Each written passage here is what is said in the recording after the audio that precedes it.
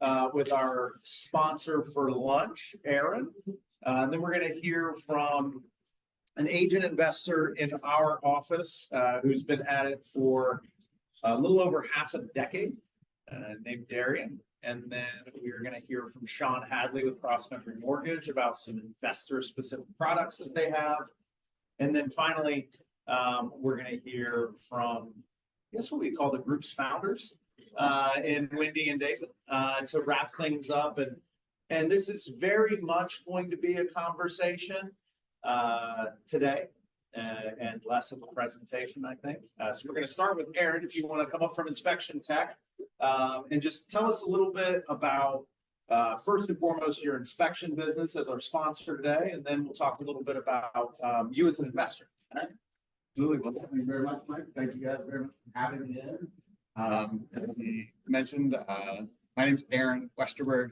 My company is Inspection Tech. We're actually right across the street. We rent a little office space in that ERA building across the street.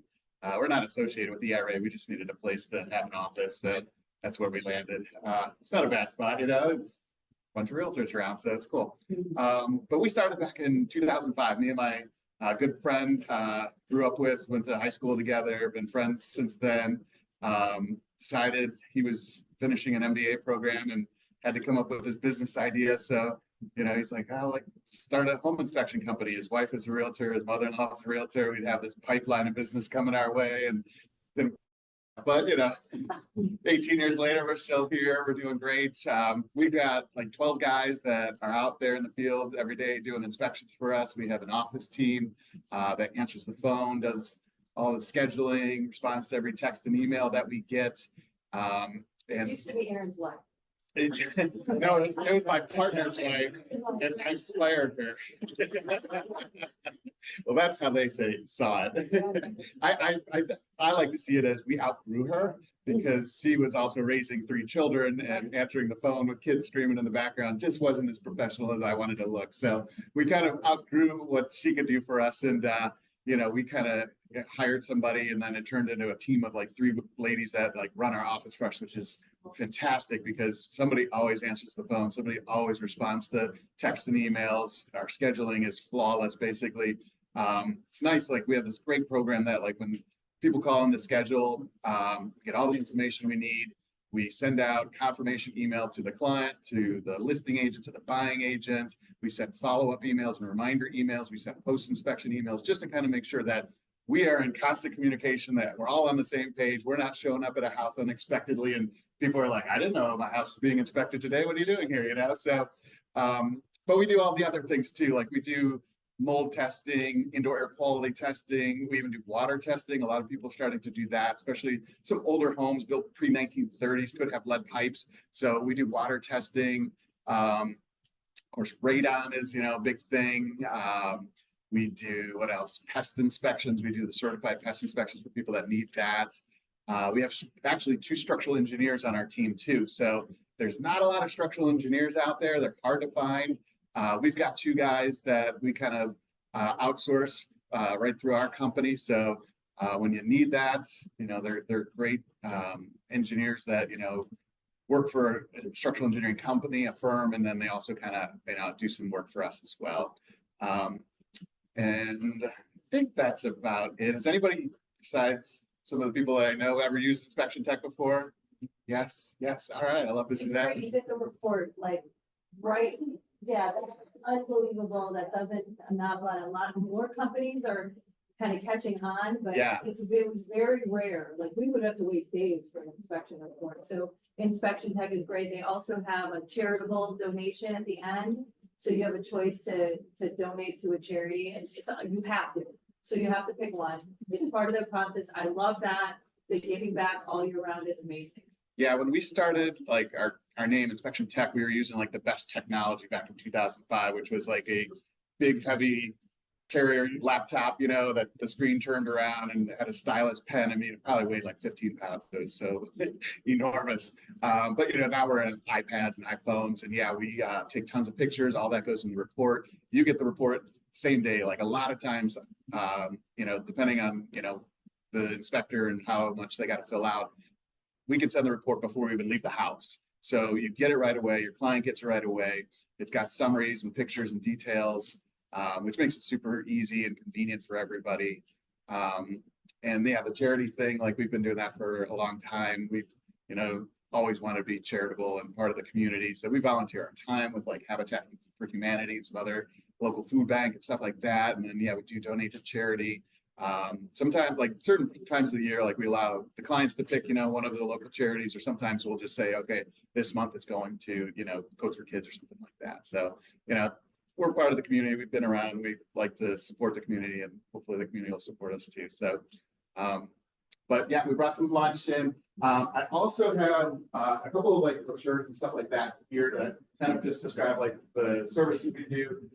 We also provide a lot of CE classes. So if anybody wants or needs CE classes, like we're up to, I think some of you guys are from different offices. We have 7, maybe 8 now, different CE classes where we kind of do the same thing. We provide lunch, provide the CE. I also left some of my cards here.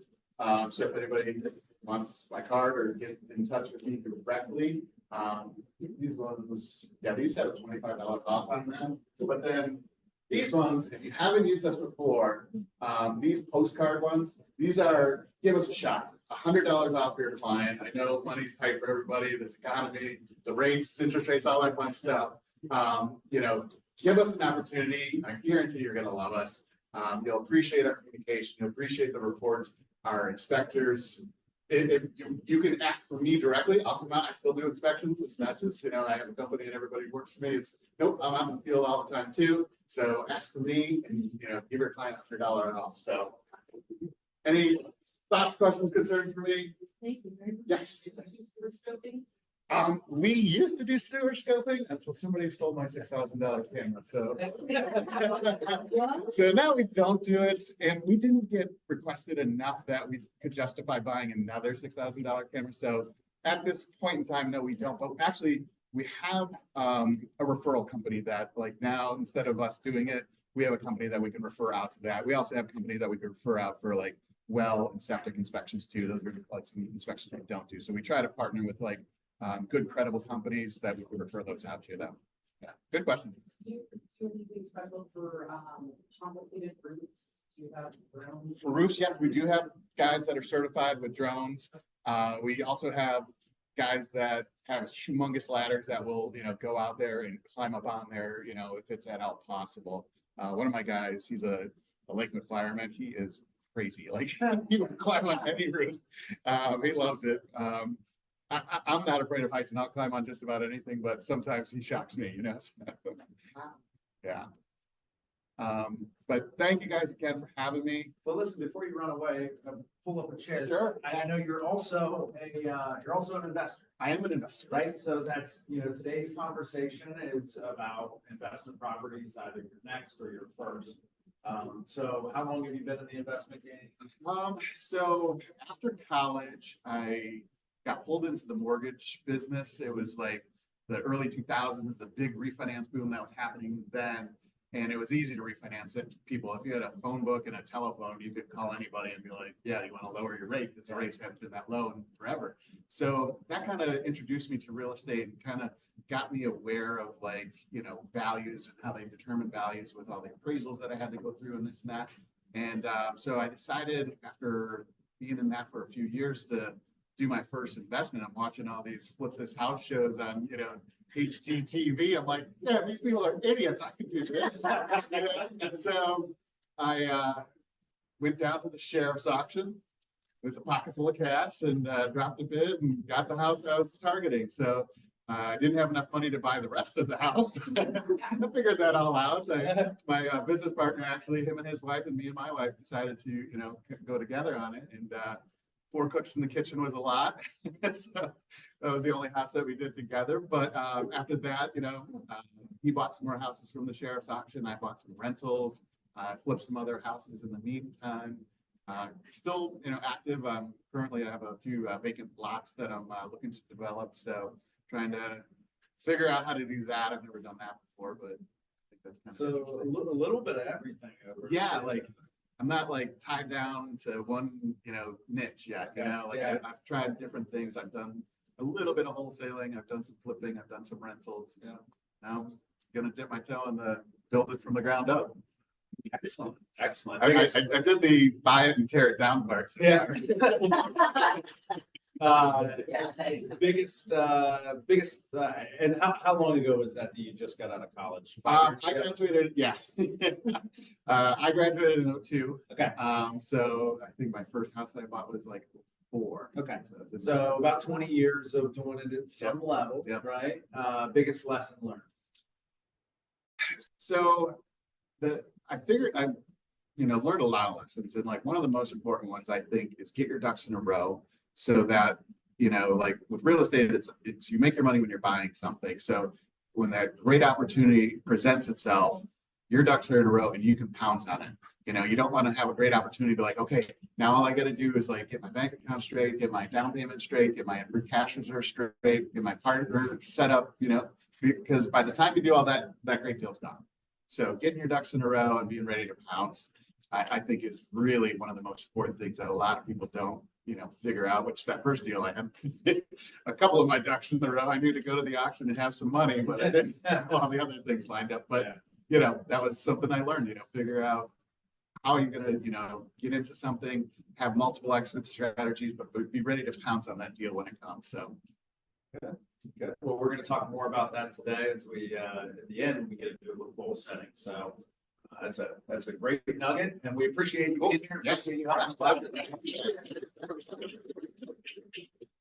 All right, now we're going to bring to the main stage, and is what I like to call this, Darian Thomas. Darian. Pull up a chair. It's like some kid riding the school bus. That's right. That's right. So, Darian, gonna have a conversation here in front of all these people. You and I have known each other for a few years now, but I want to get everyone else the opportunity to know you. Yes. And then hear a little bit about what it is that you've been doing in terms of the investment world, and then I want to wrap up with a little bit of the of this. I know it's a fad, social media, but the social media stuff, just like the internet, it's a fad. So let's start with who's Darian Thomas? How long have you been in real estate? Yeah, so I got started in real estate back in 2016. Started in Las Vegas, Nevada. So that was a good place to start. Got licensed there and came back. It was a nightclub promoter before, and just realized it was kind of a means to an end here. I want to do something that has a little more longevity. I kind of set myself and my family up for something different. So I got involved in real estate. It's funny, didn't have a car at the time.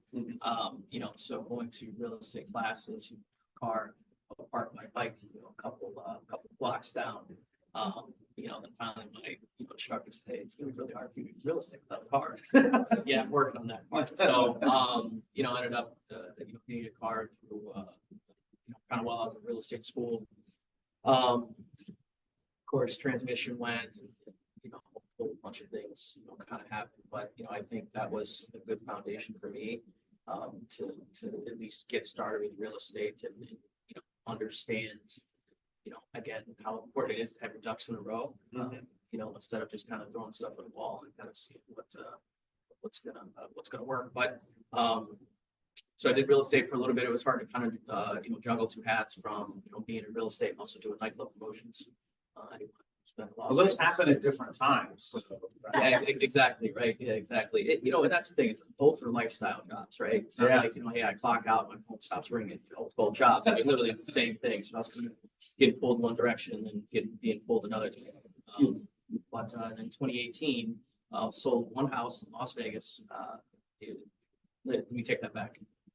Helped someone buy a house and I bought myself a house.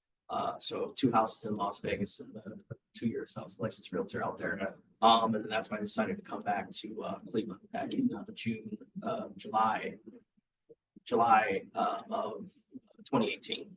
So I bought my first property in Cleveland in July of 2018. But kind of funny story how I bought my property in Las Vegas was a 4 bedroom, 3 bathroom townhouse. 4-bedroom, 3 bathrooms. And the reason why I bought it was because I was doing t-shirts. I was making t-shirts, like a t-shirt company. I had an office warehouse. I got robbed. They broke into my place and robbed all my merchandise and stuff like that. So I said, all right, well, I gotta, pivot here. I gotta figure out what I'm doing. I can either, give up, which anybody knows a person knows that's something that I don't do, or I can pivot, so all right, how can I kill 2 birds with 1 stone? Let me buy a house that has a garage. So I was operating out of a garage, but also 2, wanted a 4-bedroom house, as well to go with it because eventually I wanted to rent it out. That's funny too, because like literally 3 of my rooms had nothing in it. So everybody would come over and like the vacuum lines, like so like Still the vacuum there. lines, and like nothing in there, right? So but yeah, and that's kind of how I kind of got my my quote unquote career started with investing was I bought my house with eventually the intention of renting it out. And then I always use this analogy, but kind of what really got my career started was putting up a towel rack. So the first quote unquote thing I ever did to like self-manage or do my own work was at a towel rack that was broken in my house. And I didn't have a hamper to my neighbor or anything like that. So I went to Lowe's and I was talking to the guys, hey, I have a towel rack that's broken. What do I need to do? So he got me a stud finder, got me, so that's when I bought a drill. I, bought everything, kind of overdid it, right? And Yeah. realized, wow, that wasn't too hard, So then the next thing I decided to do was, hey, I'm going to, fix the leak. I had a diverter that leaked. So let me just go ahead and just take out all of the tile from the bathtub. So that was the next project, which that was fun. Baby steps. Yeah, correct, right? Yeah, that's good. Yeah. I'm a jump. Hopefully, Yeah. parachute opens type of person. Yeah. But yeah, that's kind of how the career got started, was in Las Vegas, and then, like I said, I did about 2.5 years. Las Vegas as a licensed realtor, and decided to come back to Cleveland. And actually, funny story is, I was looking, online, like, I want to get something. I want to live in an area that's, I think at the time I was like 25 or 26. So I want to live in an area that's kind of happening, and lots going on. So I like, hey, I want to live in Lakewood. Sure. So I would just call people, just say, hey, would you live in this house? That's literally all I would ask. So, I don't know, maybe. So I bought the first house without looking at it, duplex in Lakewood. Nice. And had a realtor at the time, went, got the inspection. I think it was you guys who actually did it. So looking back at the If inspection it wasn't, report, let's just say. yeah. So, but yeah, bought it without seeing it. Didn't know anything, and I think I called the inspector. I said, hey, is this house habitable? He said, I mean, it needs a lot of work. Yeah, exactly. Technically anything is. So, but yeah, and that's kind of how I got my career started in Cleveland. Was I, bought that duplex because again, I was moving back. Took everything that I owned in Las Vegas, brought it back to Cleveland. Didn't have a plan. Literally just was like, hey, I'm going to make real estate work. Obviously, we're all realtors. We know that there's no guaranteed income in real estate. So I had one option, and that was to succeed. So let's talk about come back to Cleveland and straight into this office. Yes. Right. Yes. So at that time you have 2 sales in 2 years. Correct. Yes. And you're like, I'm gonna make a career out of real estate. You're gonna make it work. I've got an annual check coming. I know I can sell a house a year. Yeah. Yes. What's it look like when you unveil the business here in Cleveland? What do you start doing? Who do you start getting a relationship with? And what happens with your business? Yeah, honestly, kind of a shameless plug here, but the first event I went to was here at this event. It was out at I forget specifically where, but they did a networking event. And I realized how powerful, those events were, and I was able to talk to the right people and get to know what other people are doing, what's successful for them. I also partnered up with a guy named Steve Morris, who he's been doing this at a high level, very successful level, and kind of learned from him. One thing that I learned that was successful working was mailers. So that's one thing that I kind of focused on mailing letters to people. I'm kind of more of a blanket, type, hey, I'm just gonna pick a street, pick an area, and just gonna mail to those people. One thing I always talk about is being productively busy, right? It's sometimes, in this business, we always want to be doing, something high level, but I think if you're always productively busy, whether it's, learning the comps, learning the streets, learning areas that you really want to, target, as long as you're productively learning something, I think that's good. That's kind of how I got started was with that. I was doing open houses every single weekend. I was, trying to just be a sponge to real estate, just learn as much as I could, be in the office as much as I could. And at the time, yeah, just kind of help out in any way that I could. I don't think I ever shadowed anybody, but it was funny too, because I would call other agents, not just specifically from this office, but other offices, KW Westlake, KW Strongsville, said, hey, can I hold an open house, here? It's funny, like, can we do that? I'm like, yeah, I think there's a law, against it. So, but yeah, so I would just, honestly put myself in front of people again, just to kind of, because, Las Vegas and Cleveland, it's not a huge difference, but I say that all the time. yeah, well, I should say from the real estate standpoint, right? Transaction. That's right. But I've been gone. So I went to Kent State. It was here in 2012. Literally 2 days after graduation, I flew to Las Vegas. So I was really hadn't been back. So there was a lot that I needed to learn. And keep in mind, I grew up in Elyria and then went to Kent State, so I never really lived in Cleveland. So living in Lakewood, obviously Cleveland's my main focus, my main market. It's a whole different ballgame for me. I was kind of new. I GPSed, everything. Yeah. And didn't really know. I knew hey, Lakewood was a hot spot. Outside of that, I didn't really know too much. We tried to get a softball team together. Tried to get a softball. So Never taken through. Pan out either. So Yeah, I think we have a whole array of experience in the room, and right now we're just talking about real estate business. You'd be shocked to learn that there are people who are actively looking for someone to hold their own house and they can't find it. Yeah, they can't find an agent to do it.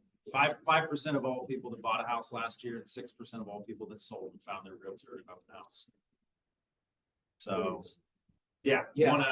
if you want to do 20 deals, you'll get one of them in an open house. And so I like the way that you productively busy, and everything that you were doing, wasn't just a Facebook post or something shallow. It was like, hey, I'm going to spend $50 on stamps and I'm going to send 100 letters. Yeah. Right. Or I'm gonna preview houses, right? I'm just gonna walk through houses. If I want to sell in Lakewood, I'm gonna go see every house in Lakewood because nobody can stop me. That's what my real estate license lets me do. And then you started going to networking. Started getting into a relationship with people that were either doing business or investing at a high level. So let's start to transition to investing. Did you know, hey, I want to, I read Rich Dad Poor Dad, or I listened to this guru talk, and I knew I wanted to do real estate investing, or did the real estate business drive me?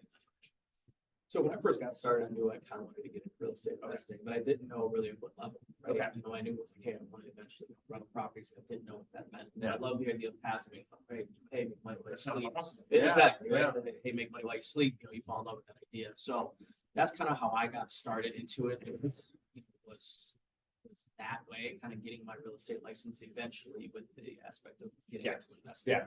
Now you transition to obviously the present day. I'm up to 10 units right now, looking for hopefully I'm going to add 6 more units, to my portfolio by the end of next year. So the goal for 2024 is 6 more units. Correct. Yeah. Now, when you say 6 units, is that 6 doors? Like a quad will get you 4 correct, doors? correct. Okay, Yeah. cool. And when I say, so when I 10 units, it's 5 duplexes is what I. Yeah, fantastic. Yeah. And how long have you been doing it? 20. When you buy your first one? So I bought technically 2018. We'll say 2018. Okay, 2018. And you bought the first one, and then the next year you bought the other 4. Yeah. So it was. How did they all come to be? Yeah. So I'm going to say it was 2018. I say 2020.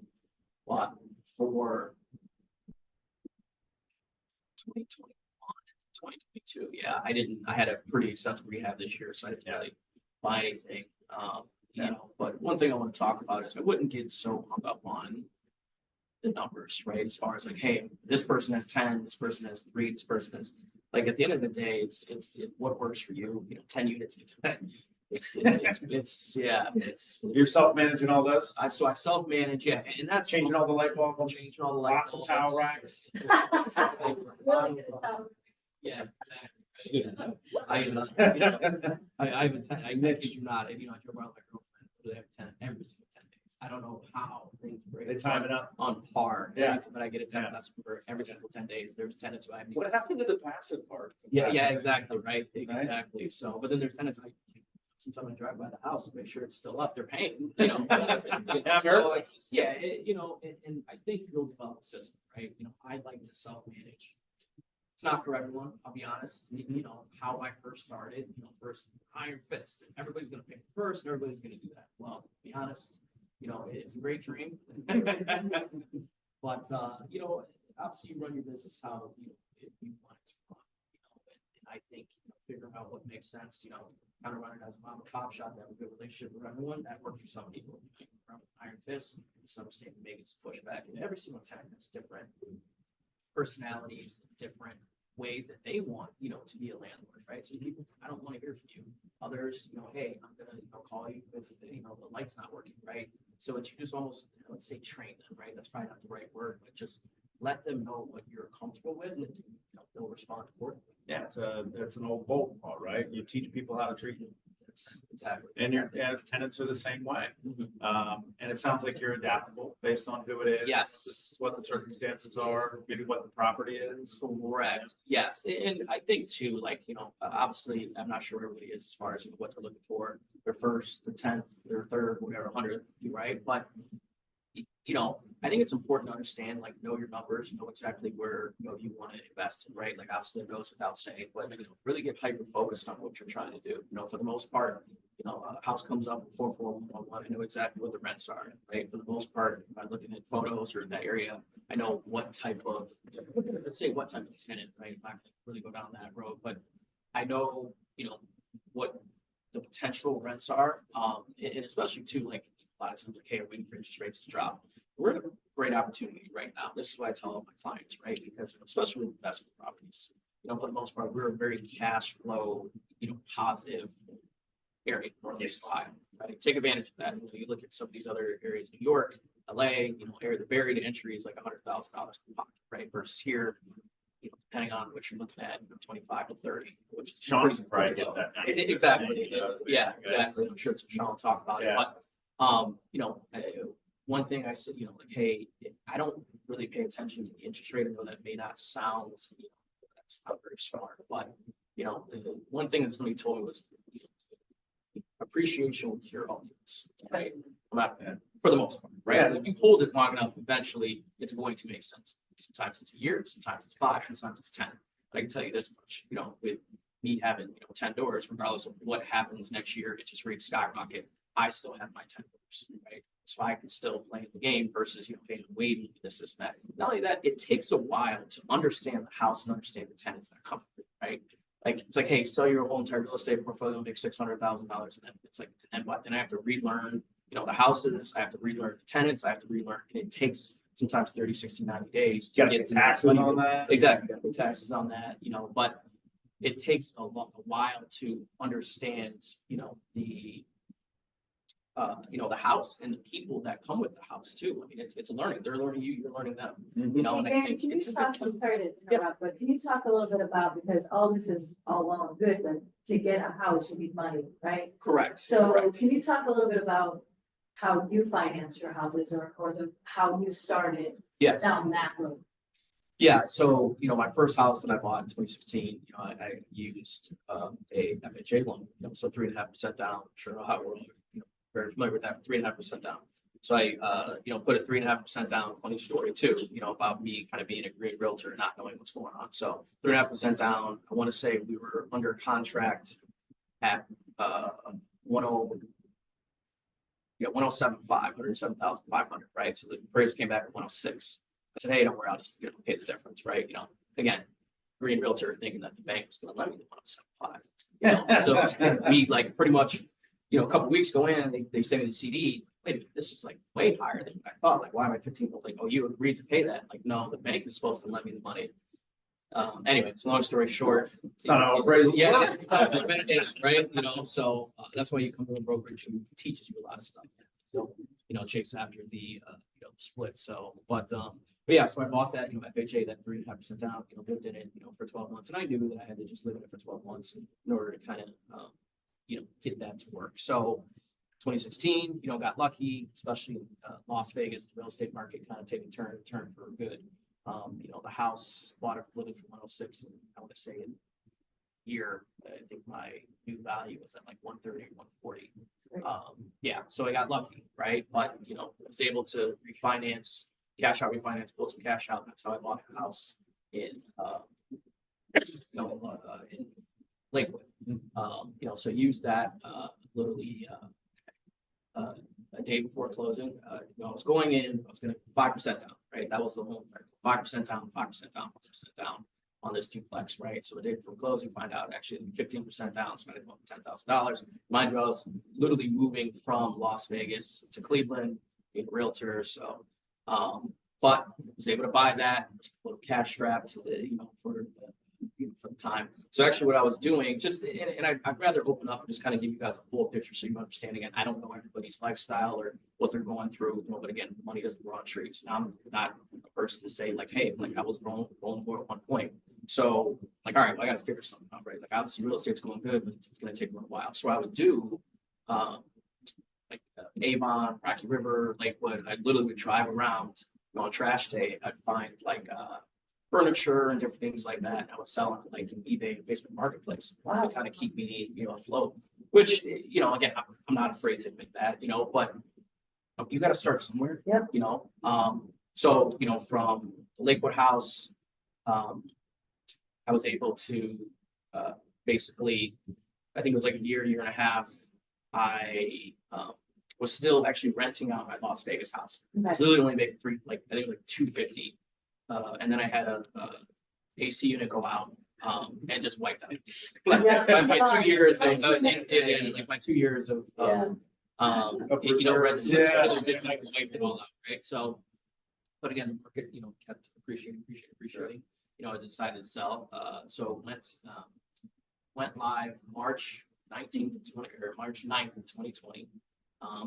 Perfect time. Yeah, exactly. Yeah. Everybody knows, right? March 13th, the world shuts down. We're live on Monday. I believe so, yeah. I went live because I went to Las Vegas that weekend and then we went live on so but then yeah, from there took 90 days, had squatters in the house, couldn't move the product, couldn't move my house. I got 4 offers the first week and then Nice. fell through, because of COVID. And then sold the house, was able to buy the second duplex. Okay. Then there, it kind of all started to work out. Essentially, to answer your question along the way, I save up, which I wouldn't say is the smartest way now, Right. but looking back.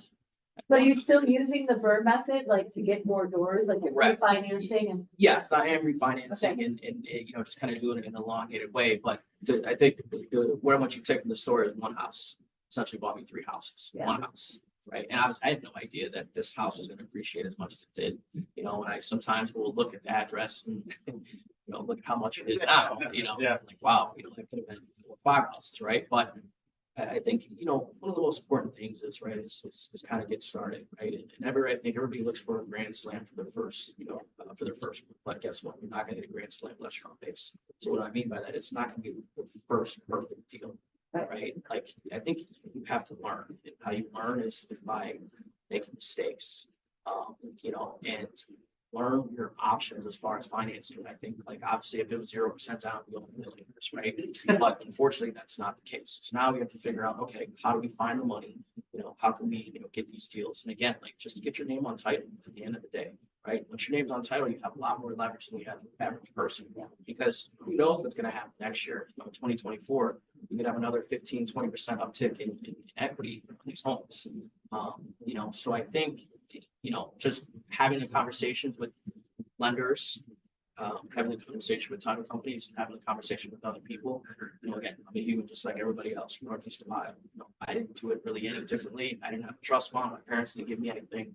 this is kind of all, self-taught and self-learned, but, I can't stress enough coming to these things, going to networking events. I host a networking event every second Thursday of the month, and, you just. So that's tomorrow. Correct, Yeah. correct. Christmas party, so make sure if you do Yeah, wear an come. ugly sweater. Okay. But, it's just having those high level conversations. You know, again, I don't know where everybody is financially, right? But like, obviously here I've been there, I haven't been homeless, but like literally my first year I didn't turn on my furnace because I was afraid I couldn't pay my, my gas bill. I mean, and that was what, 2018, right? Like it wasn't that long ago, so it's just, and again, your back's against the wall and you just learn, right? So I think that's something where it's okay, I don't have any money, right? Obviously, that's like the big thing. And it's easy for me to say, "Oh, just go out and get it." And I think there's a lot of resources, a lot of different ways. And if I can help anyway, I will. But to 100%. get you there, Well, and you still trade in real estate, right? Like you still work with clients. Yes. And I mean, how much of that, is going to lifestyle versus going in the pot for the next investment? You talk about like, how like, hey, making money. I mean, Yeah. Average real estate transaction Mhm. puts over $3,000 in your bank. Yeah. So it's like you want to make money. I mean, like you just started selling more houses. Correct. Yeah, and that's the biggest thing. Like my goal is $20,000 passive, right? Like not anywhere close to that, but I want a path to get there. Where are you right now, if you don't mind my Yes, no worries. I would say about $3,700 a month. Living downtown Cleveland, probably about that. Living. Yeah, it was really Friends. yeah, Yeah, it's really disappointing. Like, Darian's probably one of the coolest people in the office, if not the coolest. And he lived in Lakewood, and I was like, yeah, I'm gonna move to Lakewood. I'm gonna be cool, close to Darian. Maybe it'll make me cool. And so I get there, I move in August of 2022. And I'm like, Darian, I'm like 2 blocks down from you. He's like, oh man, I live downtown. Wow. Yeah. Oh, I'll just go to truck park by myself. Yeah, that's it. But no, it's good that you bring up how do I save money, and I wouldn't say I'm a guru, but this is how I save money. So you guys made like this. So I keep literally $500 in my checking account, and then once I overdraft, I think Chase doesn't. But and that's and again, mindset wise, it teaches me not to spend money. Yeah. Like if I look right now, I'm probably negative $16. Right? I just transferred over, right? But you have to train your mind, to think, okay, I don't have a lot of money. Because again, my goal is to buy investment property. If somebody gave me $50,000 check, I'm buying 2 investment properties. Right. I know exactly what I'm buying, I know exactly where I'm buying, I know the down payment, I know that I'm asking for full max seller concessions at 2%, right? Like it's just that money's already spent. The systems there, the process is Correct. Yeah. Correct. It's amazing. Yeah, and I'm not saying like there's, you need to have that mindset, but that's just how I think. Right, like $50,000 to me, like it's not like a car, or a trip, or a vacation, something like that. It's okay. What is that going to do? Because again, Well, and those 2 investment properties, let's just play this through. yes, What's that add to your cash flow each month? Net. yeah. So I call it roughly, about I'd say about 800 a roof, right? A roof. So I'm looking at duplex. Yeah, only. yeah. I'm thinking duplex wise, right? But then 400 door, 350 a door. That's about what it is. Now, the reason why I say that is because I know that two reasons why most people sell investment properties, right? It's the tenants, usually condition, usually it's both, right? So it's going to be underperforming. Very rarely you're going to find a place that's overperforming. If it is overperforming, you're going to overpay. Just remember that, right? Overperforming, overpay. There's nothing wrong with that. Just understand that that's what's going to get. You're not going to get a duplex where average rents are 900. They have it at 1100. Okay, that's just not what's going to happen. So more than likely, you're going to take on their problems, right? Tenants aren't really an issue because for the most part, there's a lot of different ways that you can navigate that. From hey, I'm just going to keep it there. You don't bother me. I'm not going to bother you. But how I go in there and say 2 options, right? I'm going to fix everything that's broken. I want to make sure that you turn the water on, the water's going to work. But I'm not going to remodel. I'm not going to update, right? It's just not going to happen. If I do that, guess what? Rent is going up, right? So it's just learning those things and what makes sense for you. Again, keep in mind these are human beings, right? A lot of times it's I'm a landlord, and how I do it is I do open houses. So I do everything through like Facebook Marketplace. I have 115 on average, like 115 to 150 people reach out for one property. each time. A lot of the stories are very similar as far as maybe we're getting out, a place to live, so we're in a housing crisis right here. Just understand we are dealing with human beings, but keep in mind, this is to run. So whatever that line is for you, whatever that middle ground is for you, it has to make sense because, if I went with every single sob story or anything like that, I get houses, but keep in mind too, people are very good. They know how to tug on your emotions, they will take advantage of you, take advantage of that. So lesson learned, don't have emotions. Yeah, I would say that, and I just kind of want to talk about where I got started back in 2018 and kind of like what I'm looking for now. Yeah. What's going to happen now. So unfortunately, I had a mentor of mine who he helped. I went to Lyric Catholic, was to a private high school. So I understand the opportunities I was awarded may have been a little different than the average person, right? But I went to Lyric Catholic. My mother passed away when I was 13, but she wanted me to go to Lyric Catholic high school. Going into my senior year, I was a caddy. Anyway, long story short, I ended up paying my last year's tuition. So he was my mentor growing up. Reconnected with him in Las Vegas. Funny story, 10 years later, I randomly saw him on the street. I'm letting him talk to him. So yeah. So fast forward, helped him buy a house a couple years ago. Well, unfortunately, he recently passed away. He obviously had a giving heart.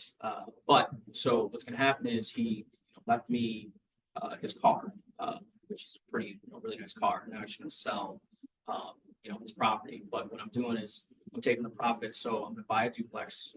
Hopefully going to work with the housing network or some sort of housing network. And I'm going to put two different duplex, put two different families and work with them, at most maybe a 2-year lease, but work with those families to put them, get them into homes, right? Get them to buy their homes. And 100% of the proceeds that I make in the house are going to be, donating unique ways. I recently started doing YouTube stuff, so I'm going to be working just with different people to kind of get back. So I guess where I'm going with this is why I share that is that's my why, right? That type of stuff is, and had I not started, had I not did the things that may not seem like the writing the letters at 2 a.m, it got me to this point. Literally, I'm able to touch. I don't know. One idea that I kind of had was I'm going to be at an ice cream shop, pretending to be an employee and paying for meals and all that, as well as giving money back. I'm going to 3 states next week. Louisiana, Mississippi, Alabama. I have a video where I'm going to be kind of talking to people and essentially give the option. Hey, do you want to, I give you $50, or do you want to give somebody $100 to invest yourself, right? So real estate has opened up so many doors, and I want to kind of talk about, just wanted to touch on that as far as understanding why. I'm position that I put myself in through real estate it's been amazing. It all started in real estate investing, and I can't stress enough. Just get the first one. Just get the first one, and you'll figure it out. And I don't know how, right? There's so many different ways you can do this, but just get the first one, and you may get lucky. You may get lucky where you improve it, and boom, overnight you get $100,000 of cash. Cash. In order to save this up, you save up, $300,000, $400,000. Took me years, if not a full lifetime.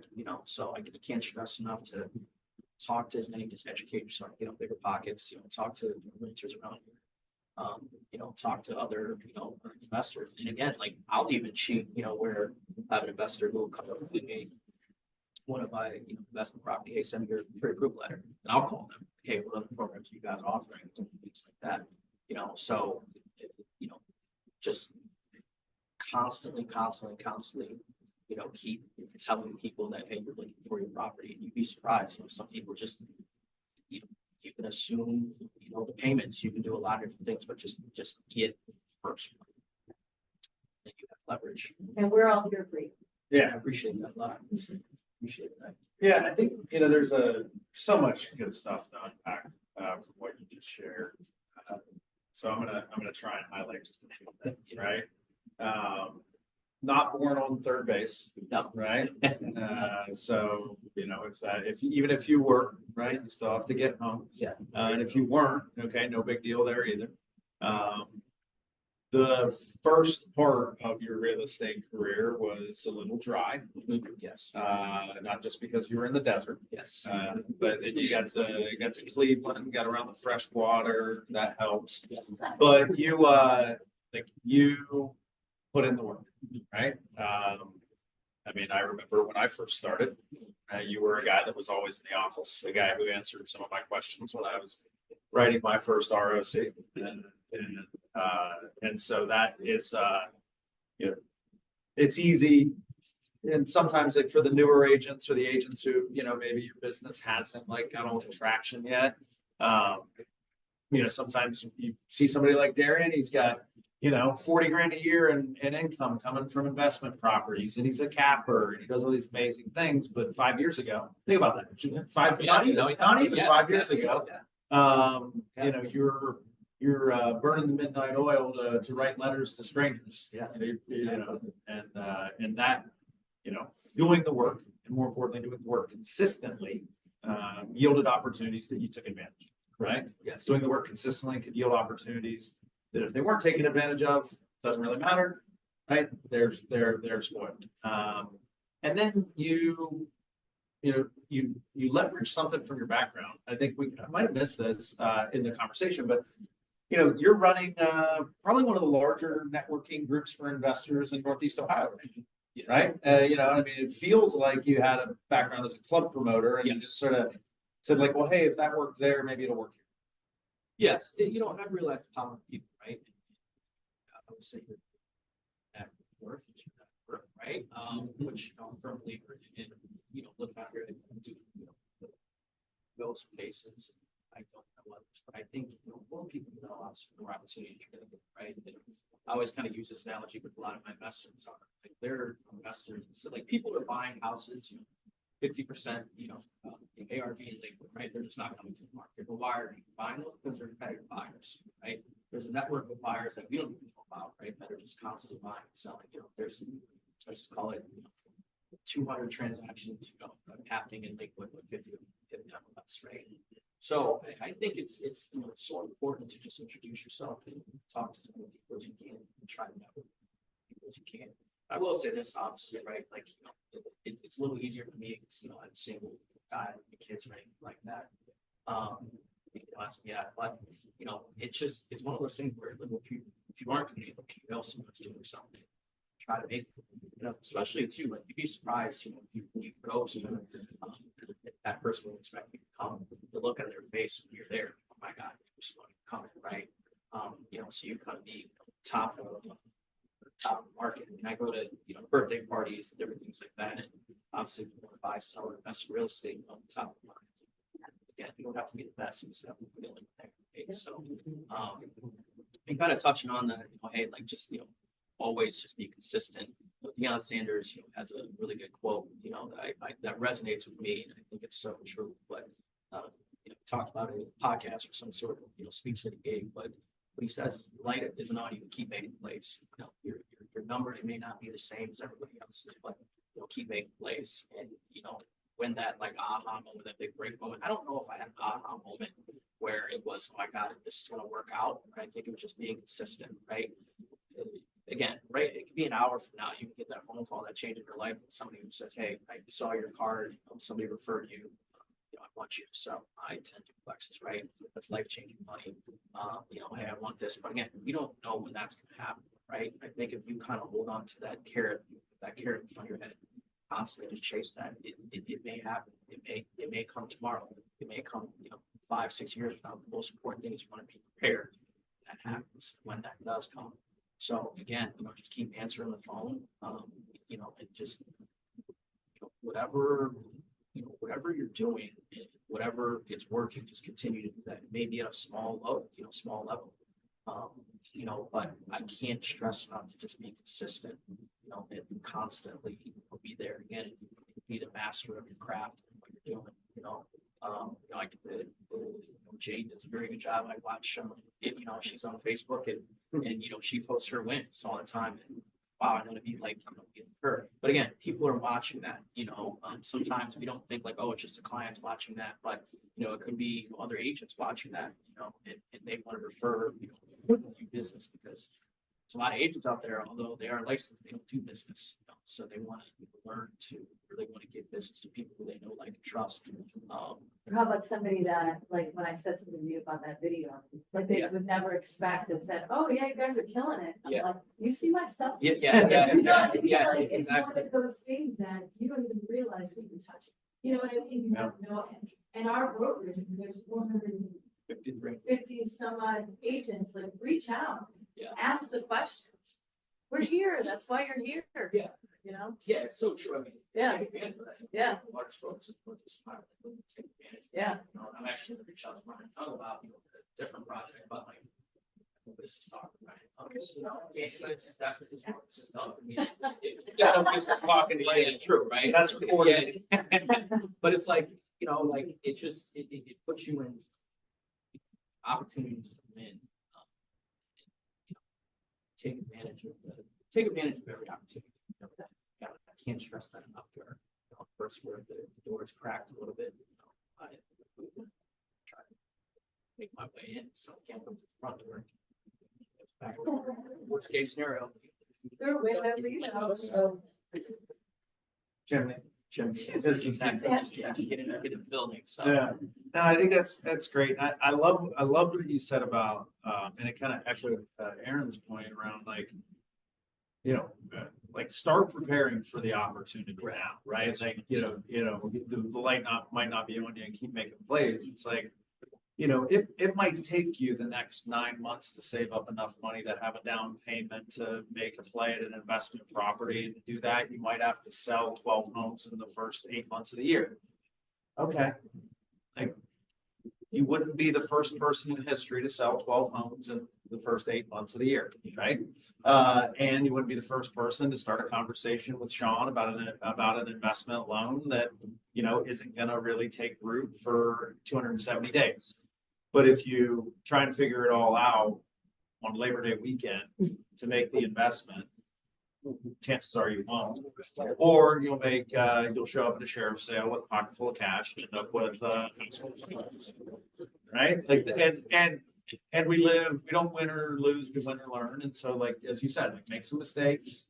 And one of the benefits is, think about the 6 personal perspectives of Keller Williams. The fourth one is make being learning based the foundation of your action plan. So if we're going to make being learning based the foundation of our action plan, we're going to build action plans later today. Who you are in relationship, who is where you want to be, or has been where you have been.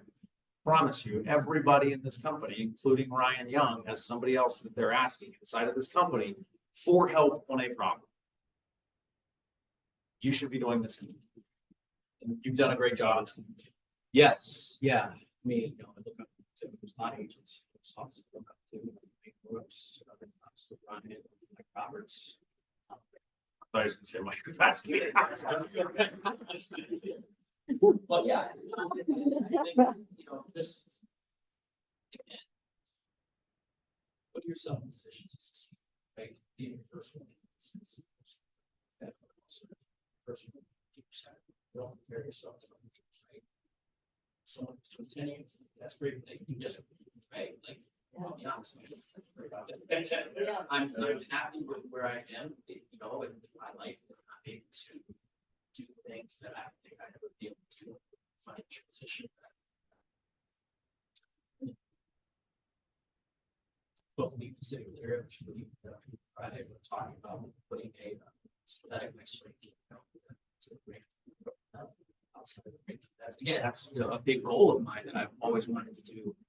Just haven't financially really been there, but now I'm starting to kind of take that position. So Thank you for that. yeah. So again, it's whatever your why is, right? You don't have to just like give money back or anything like that. But I think figure out like what is your why, right? And understand that my why is more important than let's say like sleep is important, but my why is more important than me getting 8 hours of sleep. I need to accomplish the things I said I was going to accomplish today. And that'll get me there. Because having those wins and having that life that you didn't think you could have, and giving other people that life that you didn't think you'd ever be able to give them, it is worth more to me big time. I can't stress that. Your health's important too. Your health is important. Your health is important. That's why I said, it is important to, get sleep, but, just, figure out that why. I can't stress that enough. Whether it's, your first investment property at 20th, again, my number is $20,000 a month, right? That may be different to other people. Right. I know I'm able to create this life with $3,700. So imagine the ripple effect I'll be able to create with $20,000 a month. Yeah. Longevity, I don't know if this will happen, but let me take that back. It will happen. I just don't know when it's gonna happen. But one of my big goals is to give away $1,000 a month. That's one of my goals, right? $365,000 a year. It may sound crazy to other people, but that's a goal of mine that I want.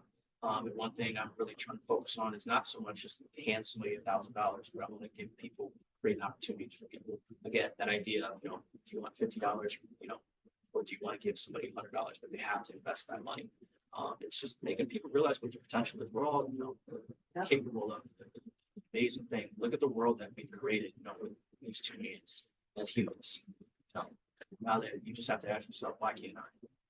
To go to Cavs games, to look at the floor, get at myself. Why am I not on the floor? You know what I mean? Well, it's $80,000 a year. Okay.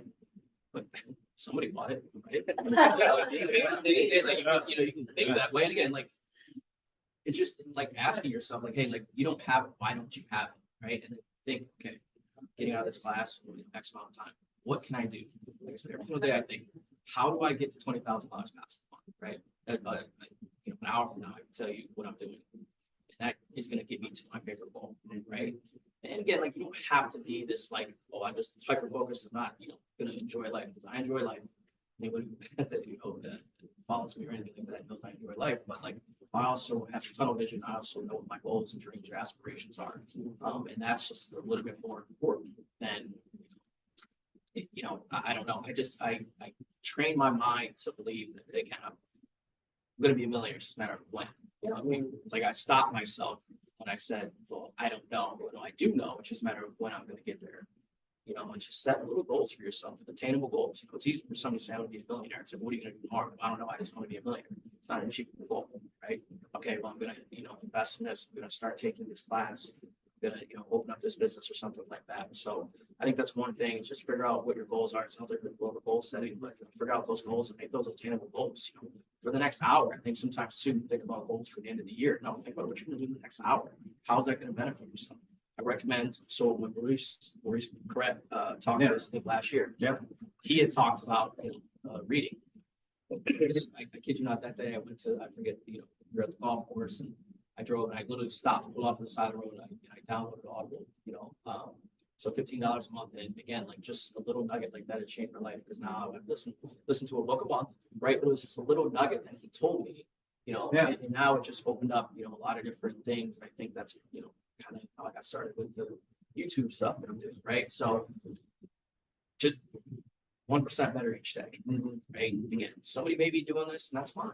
It's just do what do you? That's it. That's all you can focus on is you. I mean, and it's tough, but we can all make excuses on why we can't do things, right? It's too cold outside, or this or that, or that person has money to spend on marketing. Okay, we all got 2 feet. We could blast stuff on Facebook. You know what I mean? We can talk to as many people. Just find a way. Yeah. I love it. It's you can overestimate where you're going to be in 1 year and completely underestimate where you're going to be in 5 months. Right. Exactly. All right, my friend. Appreciate it. Absolutely.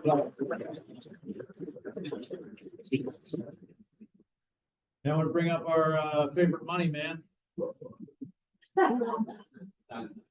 Yeah, that's why you're our favorite. Here,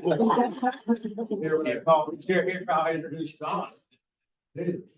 All right, so we're talking investment here. And I think a lot of times when we think investing, maybe we have clients who invest, they buy things in cash. Do I need to save up and buy in cash? Or they're using hard money lenders, or they're using, some group that is exclusively focused on lending in the investment world. But CrossCountry actually has some unique products, right? So that's what I want to hear about today is, if there's somebody in the room that, is going to build an action plan around investment strategy, how one, like what's available, right? Like what are some things that I need to have in my mind? And then two, how do I partner with you? Like, what does it look like to start a conversation today that yields an investment property in January of 25?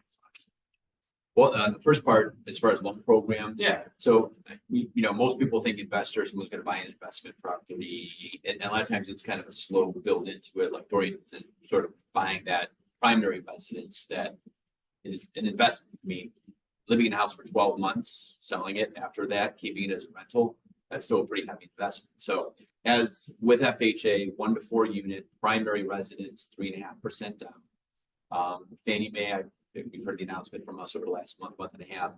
You can do a 1 to 4 unit, 5% down. Conventional.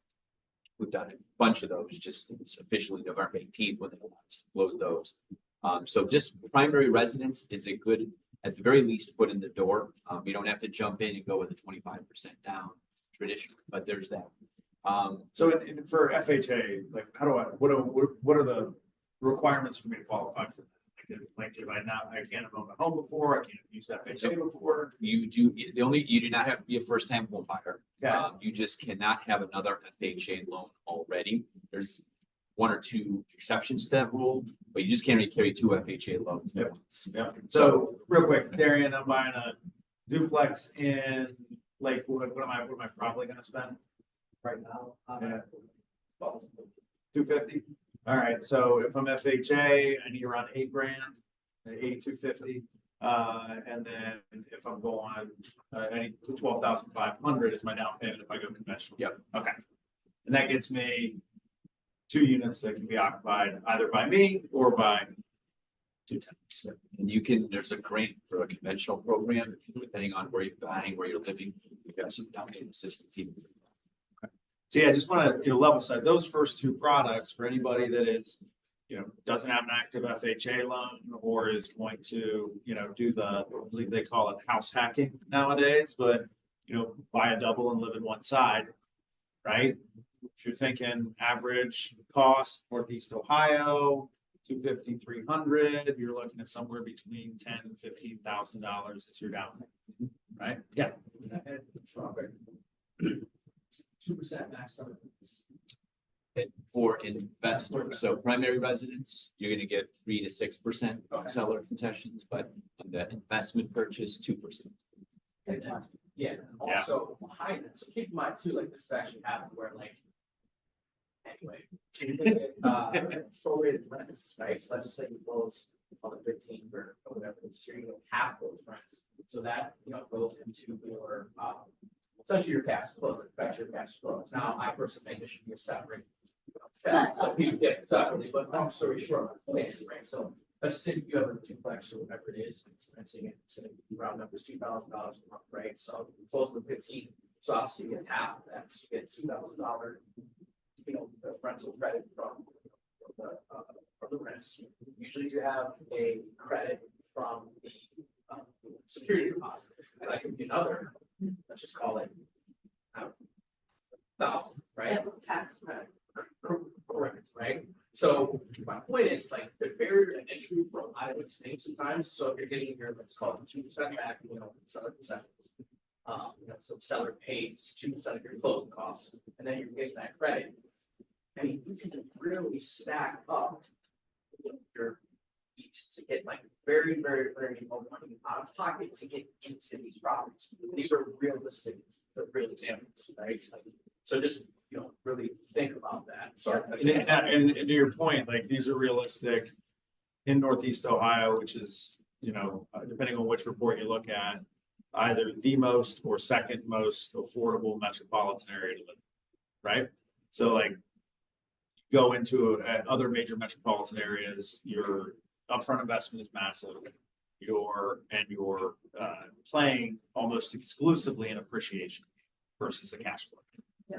So that's the normal stuff. That's Now, fairly standard.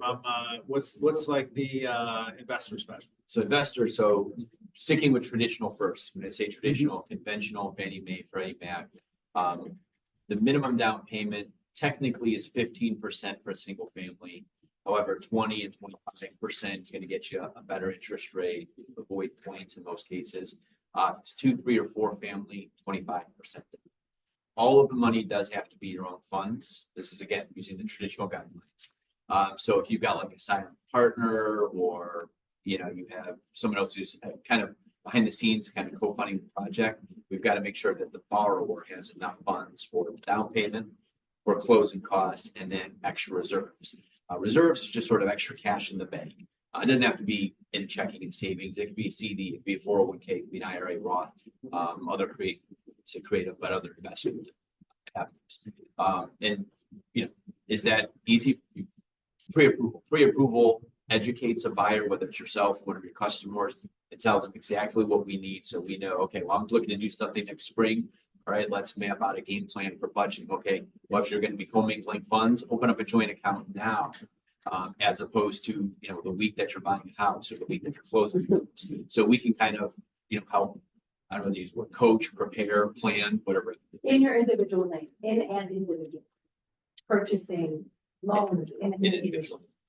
Yeah. So this, You can always transfer it to an LLC in the future, but you need to buy it in your name. Yeah, it's a traditional Fannie Mae, Freddie Mac, has to be personal name, so no LLCs or anything. That's important to remember. Now, and staying with this real quick, second homes. So what about that home in North Carolina or Florida that it's going to be kind of a second home? You're going to live there part-time, vacation a bit, and then also maybe rent it out month to month or Airbnb. The few rule changes the past couple of years. You can consider that a second home if you're going to be occupying it for more than 2 weeks out of the year. There's not a huge difference. There was a pretty significant difference in interest rate, more favorable for a second home than investor, but that's almost a wash until you put a lot more money down. So with investor rates, with second home rates, in addition to higher down payment, you are looking at a little bit higher credits, or excuse me, higher interest rate, sometimes some higher costs, so you do factor that in. But again, we set the expectation from that seller credit again could be 2%. So a $200,000 house, you get $4,000 back towards closing costs, points, etc. So second home, vacation, one of the same, and investor, not a huge difference, but kind of get you together. What is the minimum amount we finance? So you get different answers from different lenders. What I would say for us on a traditional, conventional primary residence, I mean, we could typically go down 50 and sometimes even below. Investment conventional 50. For a conventional, sometimes 75 is the minimum loan, but there's a lot more into it. It's not that, oh, that loan's only $70,000, we're not going to do it. Behind the scenes, there's a compliance calculator on, if the rate is above a certain, your rate costs are below above a certain sort of threshold, it's considered a cost loan, and lenders, can do high cost loans, but they're sort of a red flag goes up. So there's a sort of guarded calculation for. So I always thought it's never a hard stop at 75, but at that point we're gonna have to take a closer look. So that's kind of just the general convention. Now, with primary residence, with the second or third unit, or fourth unit, with an investment for second, third, fourth unit, there's going to be rent on it. We can count proposed rent to qualify. So I just had a conversation with somebody saying, I'm thinking about buying primary residence, a new primary residence for a rent. And I said, okay, your primary residence without selling your current house, you qualify for 150. You want to buy investment property, you can go 250. It was like, you'll give me more money on investment? It's like, yes, because there's cash flow coming in. And we said, well, it's gonna be hard, the house that kind of raised this question wasn't rented out, it's vacant. So I got to go find a lease for it. Now, as the rules are right now, we can count the proposed rent based on what a landlord, or excuse me, sorry, what an appraiser identifies as the market. There's might be some changes coming next year on that from on this, but you can go one more later programs. So one more. Okay, so outside the box of Fannie Mae, Freddie Mac, FHA, conventional VA, we have in our industry kind of a term non-QM, non-qualified mortgage. Some lenders have portfolio. So this is kind of like the outside the box. So this is where DSCR, with DSCR. So this is where, hey, Mr. Borrower, Mrs. Borrower, we're not going to ask about your income, where you work, if you work. we're gonna qualify it off of the cash flow. So there's different, your interest rate differs based on down payment, based on credit score, but also the ratio. Okay, is the rent 125% of the monthly payment, or 150 or 100%? So that dictates the interest rate, help the factor in dictating what the interest rate is going to be. But this is it's a lot easier loan for buyers who, you know, maybe are strictly investors and maybe the income hasn't caught up with their tax return for us to qualify. So it's a bit more of a common sense loan. Okay, you're paying $1,000 a month, your income's gonna be $1,250. It's a stable rental market. That's probably an understatement even to say that. We'll do it. It's gonna be a higher interest rate. So if somebody's looking for the best interest rate, well, the more traditional route is gonna be a way to go. But, you know, we've done these time and time again. So also, why would you go in addition to DSCR, we can title it in the name of an LLC. More than 50% of the owners have to be on a loan. So if you got 3 people on a loan or 2 people on a loan, either one person has to be 51% owner, or we're gonna have to have both people on, but that's an option. And are those 30-year fixed loans? What are those? We can do 30-year fixed, yeah, yes. Now those, sometimes we'll put like a prepayment penalty. It's not huge, it's like 1% of the balance. But that lowers the interest rate 0.5% sometimes, some cases. We can also do, so LLC, we also have a 1099 or any 1099 employees in the room. Yeah, I thought so. And Please all. Yeah. And you have a good accountant, because that's loan officer's worst enemy is a good accountant. You got somebody make $60,000 in 1099 income, great, perfect, come in, sit down, look at the paperwork, they're about 16. That's a lot harder to qualify when you're making 25% of the gross. So we have a 1099 program. Show us your 1099 for 2 years. We'll take a 90% of that and use that as your income. So just simple math, let's say 100,000, 1099, accountant's bringing it down to 40 as far as the IRS goes. We're just going to count you at 90,000. Now, between that and DSR, the interest rate is probably going to be about the same. So, it may not benefit going one or the other, but we have this for a primary residence as well. DSCR is investment only primary residence. Would you mind, for the group, I think it would be super beneficial to kind of just quickly, like summarizing the sentiment Mike or myself, what you said. I mean, I know people could call you, but you don't need 800 phone calls about it, but I think this is huge. What's happening. I'm so glad you guys are here today, because this is a really good way to start investing, right? I mean, these are programs that didn't exist when it started, you know what I mean? So it's really important that we utilize our partners, and instead of giving, Sean a zillion phone calls, he could probably summarize it for us and we can send it out to all of you guys. So you could do that. And Don especially, Don also is licensed in Vegas. He's got family in Vegas. Remember that for family reunion in a few months. He's got his family owns a restaurant in Vegas, so there's all that. But him especially, he is very like when the bank statement loans first came out. This is where you're self-employed, you lie on your taxes, or don't claim much income on your taxes. I don't know why. I'm fantastic at my taxes. If you're not skilled, but or overly skilled, they'll look at the bank statement and say, "Hey, we'll just look at the cash flow coming in, and we'll use that to qualify." I mean, how new is that? It's been around for probably 5 years, 6 years, give or take. Yeah, so. Well, these other programs sort of take.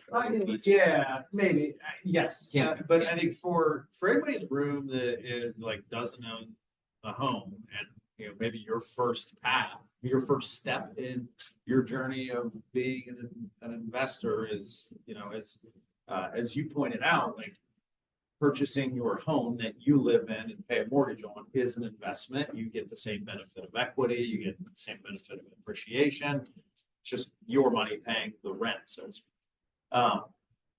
it is historically challenging as a 1099 who is overly skilled at taxes, as you put it, where hey, I made $100,000 and now it looks like I only made 12.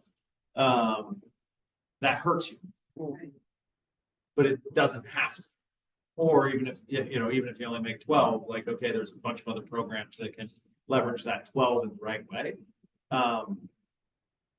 like, don't let the idea of like, don't let the Grant Cardones of the world tell you that you shouldn't own your own home and that you should just have investment properties because there's investments and yours is a liability. Like, it's really weird if you don't own the product that you're selling.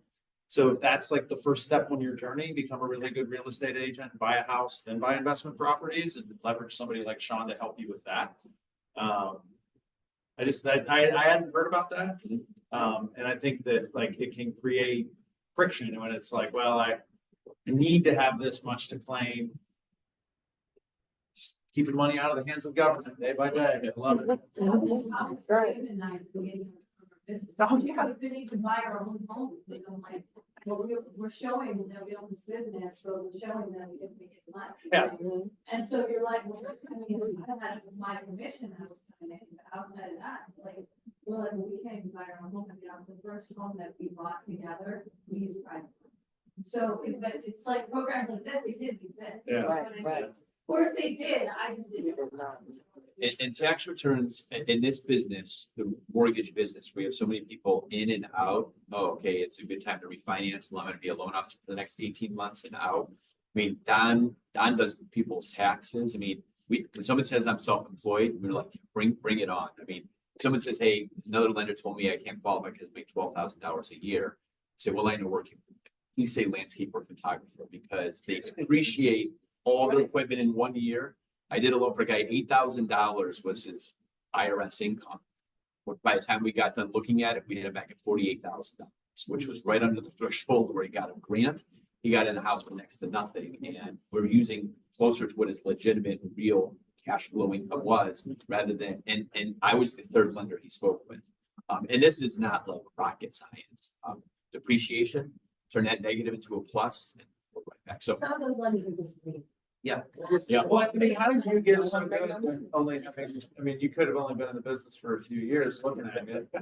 So, no, how long have you been in it? 24 years. Yeah, and Don? 106. Yeah, I mean, Don definitely looks like he had it. It's being recorded. Because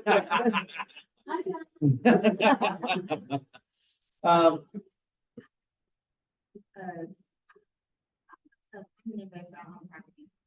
But I hear you talking about these $200,000 loans and buying investment property, and you have somebody doing it for $1,100, $900.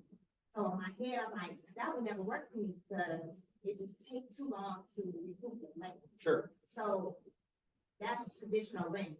So I just do my stuff a little differently. I don't have loans, but I want to find a way to leverage my property. That just don't make sense to me. Getting a loan for that amount and then just getting that little bit amount of money per month. So are you typically working with like, things that would maybe be below $75,000 or that would be like Section 8 or those type of tenants? I haven't made up in my mind that I can even deal with a Section 8. Sure. So I do like Airbnb, travel nursing. So short-term rental is what I do at all my properties. But I can't wrap my mind around getting a loan for that amount and then not really making no money off of it. Like, what's the purpose? Well,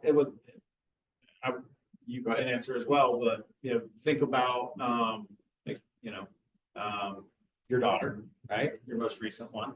So you buy a $200,000 house and you rent it out for something that is at or about what the cost of the mortgage and maintenance would be. And you're gonna have a renter in there for 18 years, right? And then when your little girl goes off to school, right, you're gonna need to pay for college, which is unlikely to be cheaper than it is now.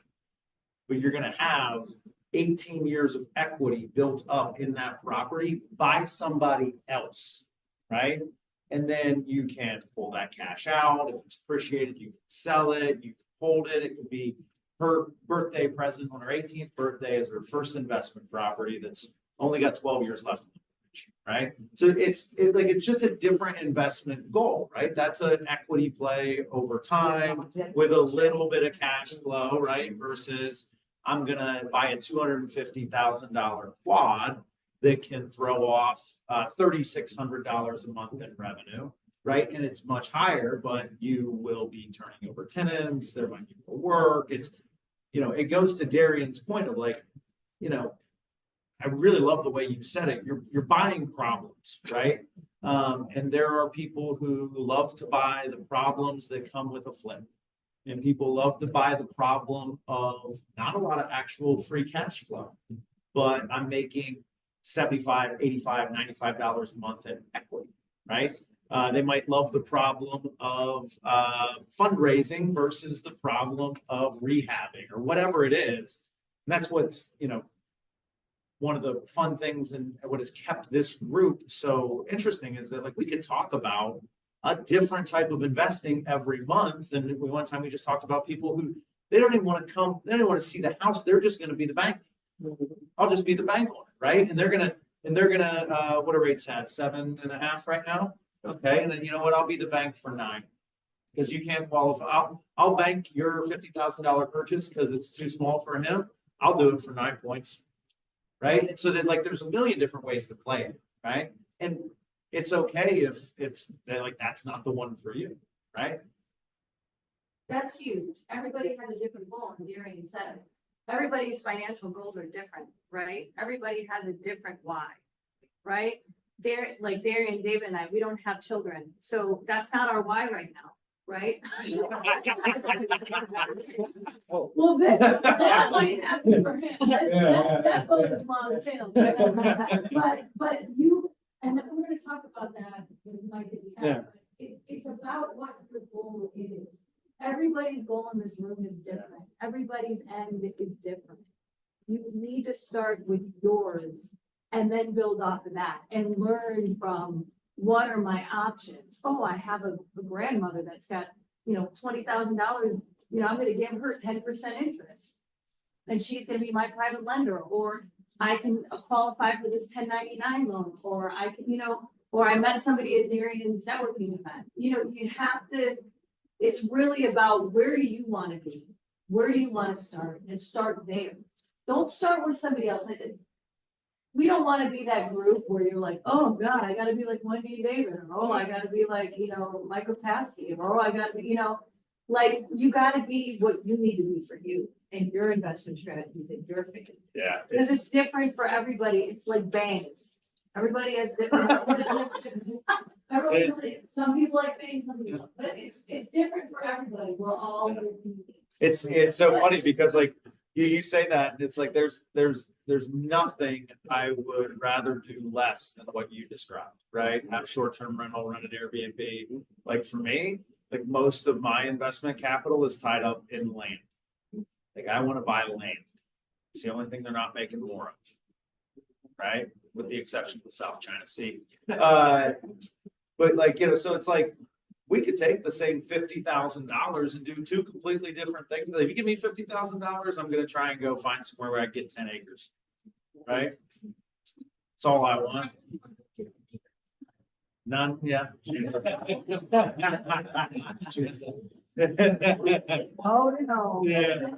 Oh, no. It's just gonna hang on to it because I mean, like, I don't think Cleveland's getting any smaller, right? So if I've got, I mean, you know, I've got enough land in enough places that eventually one of these metropolitan areas is gonna bump into it. Yeah, but it's like, or I just have a bunch of money tied up. You know, I spend most of my time pretending to farm soybeans, or having somebody else farm soybeans so I get the tax credit. He's gonna be that old man with Paskey. Yeah, no, it's gonna be like, hey, whatever happened to Mike? It's like, I think somewhere. But I think yeah, that is a great thing, and thank you for asking the question, right? Because if somebody else is sitting in the room like, oh, that doesn't make sense. Like, why would I take on $200,000 of risk for $900 a month? And it's a strategy, right? And it's a strategy that you know, some people will love, some people will hate. But real quick, because I want to get to Wendy and David, and then I want to get to one activity. If I'm sitting in this room and it's like, yep, I at least want to put myself in the position to do something next year. Doesn't mean I have to do it, but step one is going to be, how do I at least get to the plate, as Darian said? What do I do? I sit down one-on-one consultation. I mean, you call one of the countless lenders out there. It's a consultant who wants to talk to you to do business right now, right? Don, myself, Chris, Carmen, we're here to sort of be the bridge between you or your customer and getting them the house, whether that's 2 weeks from now or 2 years from now, whether it's credit issues or whatever, we'll walk through. But specifically our investment, it's sort of, okay, let's map out a plan. If you're allergic to credit inquiries, we could do a soft deal to at least take a peek and see what's the score, what's the debt look like.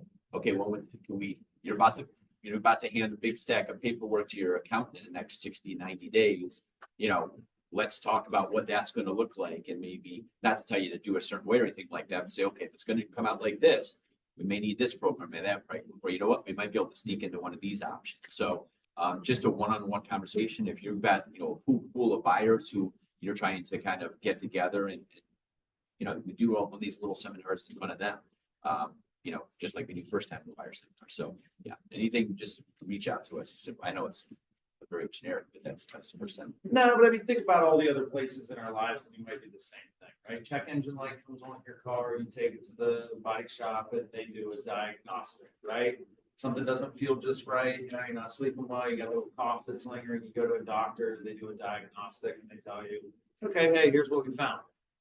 Meet with Sean, Don, Chris, or Carmen and have a conversation about your economics and your finances. It's confidential. It's, it comes from a place of no judgment and it's aligned with your goals. And they might say hey, look, you got really good cash on hand. Your credit's just in the tank. And so, 90 days to clean up a credit score by 100 points on average, if you do what you're supposed to do. So then okay, by the end of the first quarter, I got my credit score up to a 650, which is going to change my rate by this. And then if I, do the thing that I know that I can do, should do, and want to do, which is sell real estate, I could also put myself in a different cash position, maybe buy down a couple of points. And all of a sudden, by the middle of next year, when there's more inventory on the market than there's going to be at any other time next year, you're going to have yourself in a position to do the most with the most opportunities. But it starts with taking a meeting with Sean. Don, quick question. Do you have any products for somebody that wants to take equity out of their primary residence, but not do a full on cash out refi? So yeah, full on cash out refi, home equity line of credit. We have a home equity line of credit product. It's good. It's not great, compared to what's out there. That's these are that flood back. Yeah. Just because 2017 and then 3%. Yeah, 7. That's Wouldn't make sense. I'll be the first to tell you that. Yeah. But I just became an effect for long-term goal to make passive income. Yep. Learn the ins and outs, areas, what to look for, but I That's don't want to pull the equity out. Don't right. No. What you're doing is exactly. I've had countless people talk to me over the last 12 months when I break into the saying, I will, but I prefer not to. Yeah. So go get a home equity line of credit. Usually no closing costs. Interest rate's going to be prime plus something.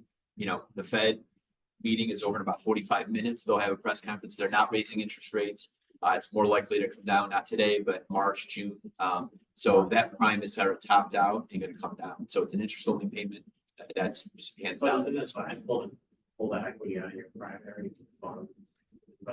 It's not. People do it. Yeah, keep rolling that equity forward. Yeah, I think that's where a lot of people Just don't leverage. That's exactly it. I would say that's the best thing to do without looking at everything finances. You could borrow against a 401k and the rate might be better.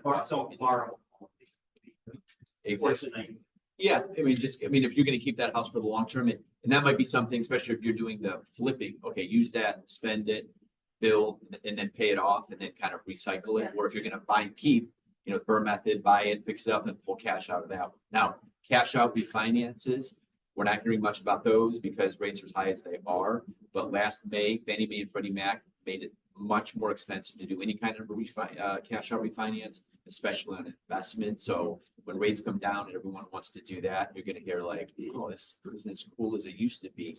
So that's something you'll see. So, but primary residence, you're always going to get a better. good stuff. Thank you, Sean. Wendy, David, you guys want to talk a little bit about, Darian, what is your? By the way, just FYI, the number, not that you guys may use it, but David's information is all wrong, so don't use it. We're going to just cross it out completely. But what I'll do is when Sean gives me that information about what he just talked about, I'll make sure I put everybody's information on it, okay? That's correct. Yeah, no problem. That's what I'm here for. I just brought eye candy with me. That's all. We need new chairs. I think. Get them, Right? get them next year. Yeah. Is that the goal? Yeah. Goal? That's what my vision board. And then real quick, Darian, it is Harry Buffalo, like what? Yes. 6:30, 8:30. Every second Thursday. Yeah, every second Thursday. Tomorrow it's $200. Open bar. Oh, I was thinking summer charge.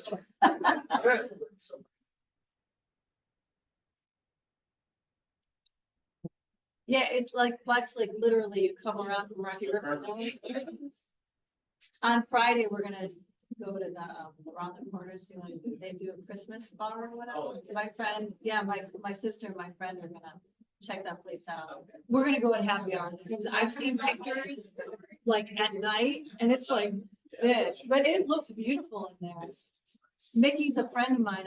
My band back 20 years ago used to play around the corner. So I've known Mickey for years. I think that what a smart idea to make it a Christmas market, you know? Hi, everybody. Thanks for coming. Good stuff so far, right? Always. Always. He needs water. That's what we didn't bring is we didn't bring anybody any water. No, I'm good. That's what I got. Like, boom. Yeah. Very good. So a little bit maybe on a different segment of the investment world. And guess we could take this in a couple of different ways. Like, hey, what are you guys doing right now? What does that look like? And how might anybody in this room get involved with or learn more about it? And then maybe talk a little bit about, we can talk about that, or we can talk about just like total investment journey and what you're looking forward to for next year, or things that you're paying attention to. I'm happy to be fluid with it. I think David should talk about, like, I mean, I think not everybody here knows who we are. There's people who do, but just give them a little background on how we got started and then maybe where we're at right now and what our investment portfolio looks like. Sure. Yeah. So, hello, everybody. David Dickson. I grew up on the west side. And, Wendy and I have known each other 17 years, been married for 4.5. And we live in an apartment now. And we started in 2012. I had done a house with some friends in Old Brooklyn by the zoo. And we made about 14 cents an hour on that. So, because we were doing both. We were all traveling for work, doing things. And then we'd show up on the weekends and pretend that we knew what we were doing. But that led, I got the bug, and I'd already read a couple books at that point about real estate investing, which then transitioned us into starting the business. And we did our first house. We sold it in February in Richmond Heights.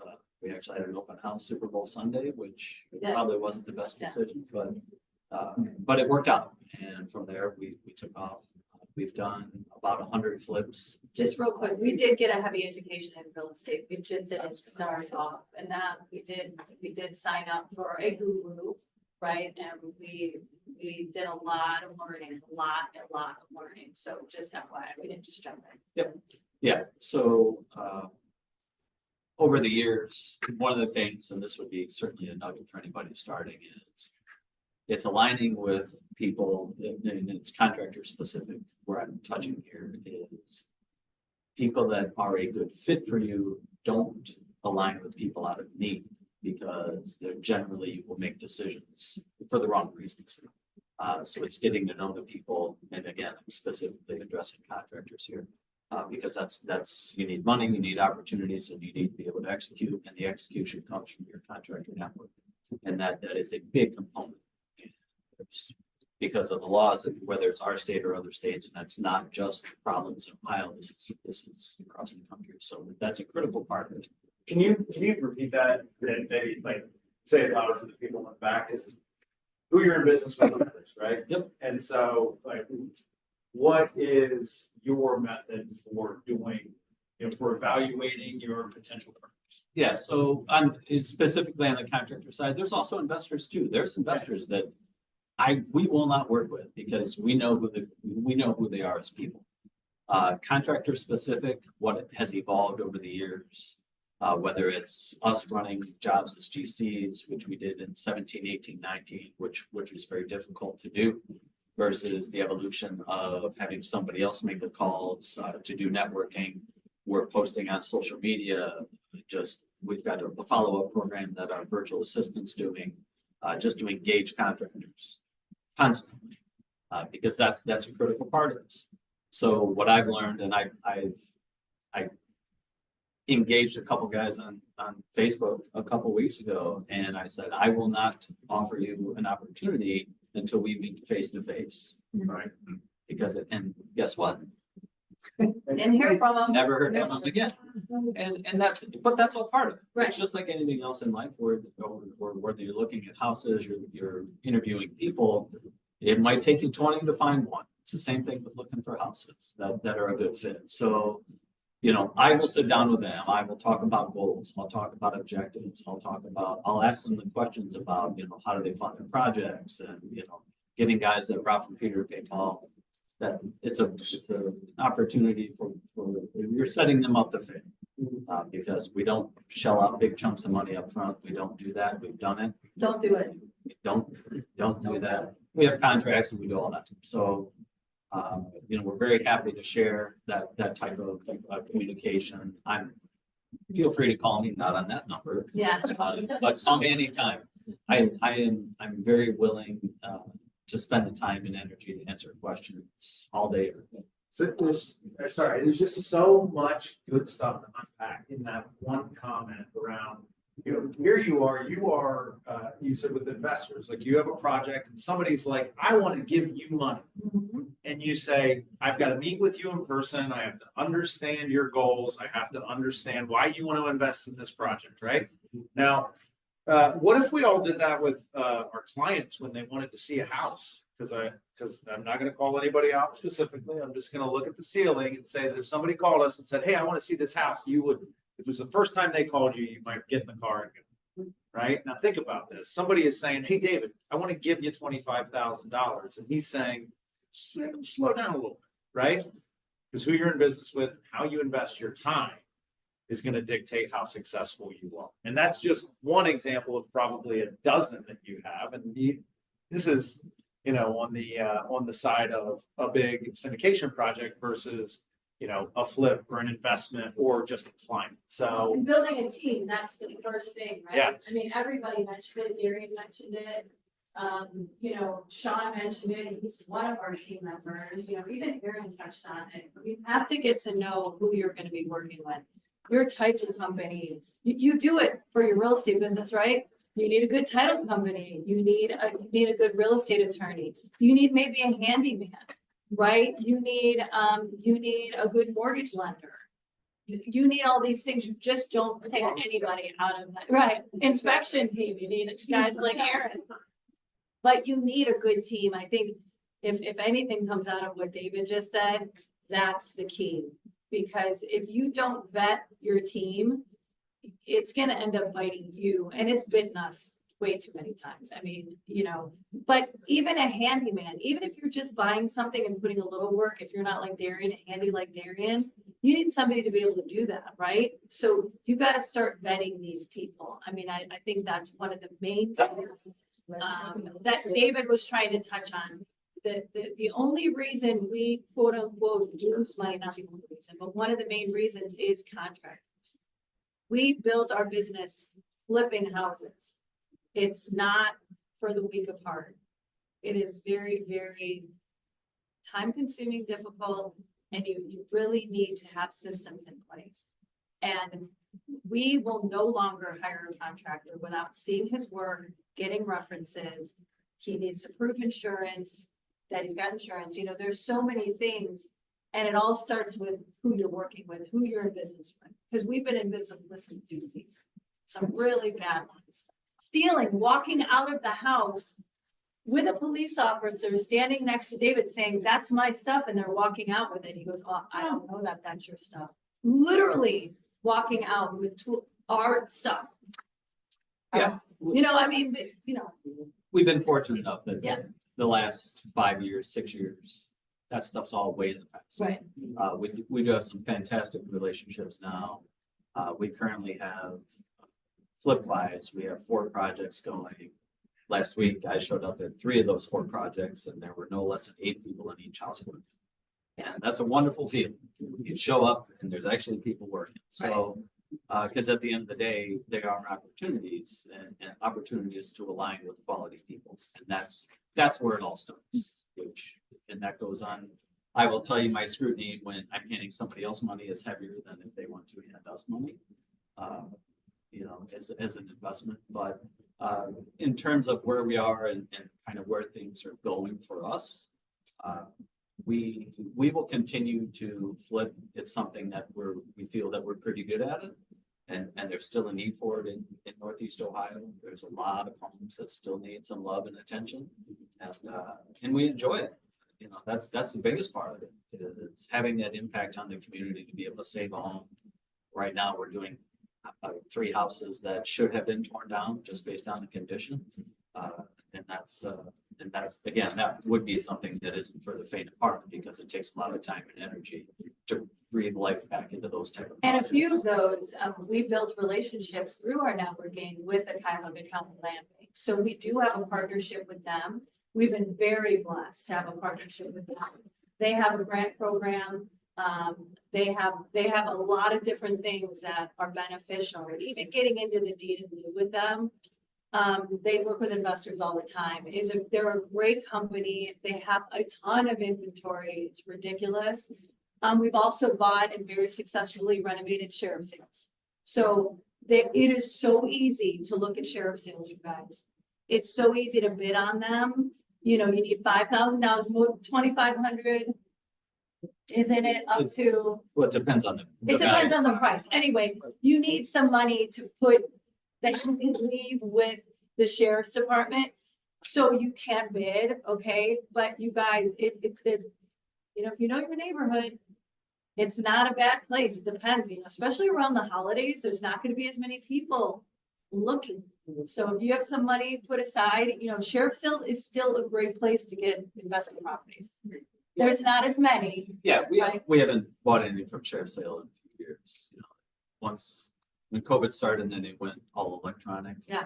Which is actually a lot nicer. Oh, so But at the same point, it allows more eyes to be put on it, because people are sitting in front of their computers versus showing up going downtown. But you can't have a tire kicker, right? You have to have money. They have to have, anybody that buys from a sheriff sale has to have skin, meaning they can't just go and bid on something.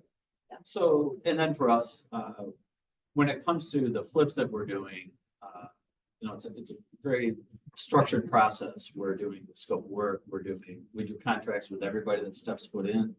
So we have a contract system with that, and you know, we're specifying finished materials. So it's come and execute. You know, there are people out there that are doing flips and or buying rentals where they're saying, okay, here's the keys, go make it nice.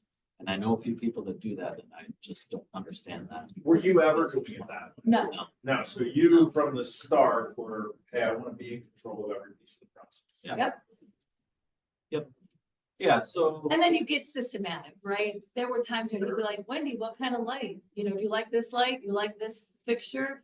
Now we have similar lights. Yeah, it depends on the price point, right? Right now we're doing under $200,000 mostly ARV, so the after repair value.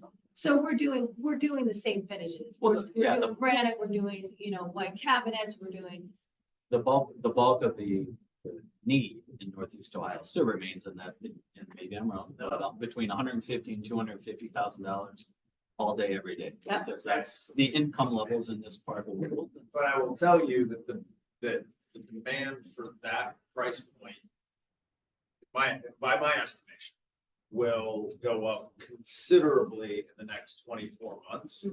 Some of you may have, I just talked to an agent this morning who has somebody with a $500,000 house that they're selling. And they're gonna buy a $300,000 house. Okay, and my estimation is that they are not of typical downsizing age. Right?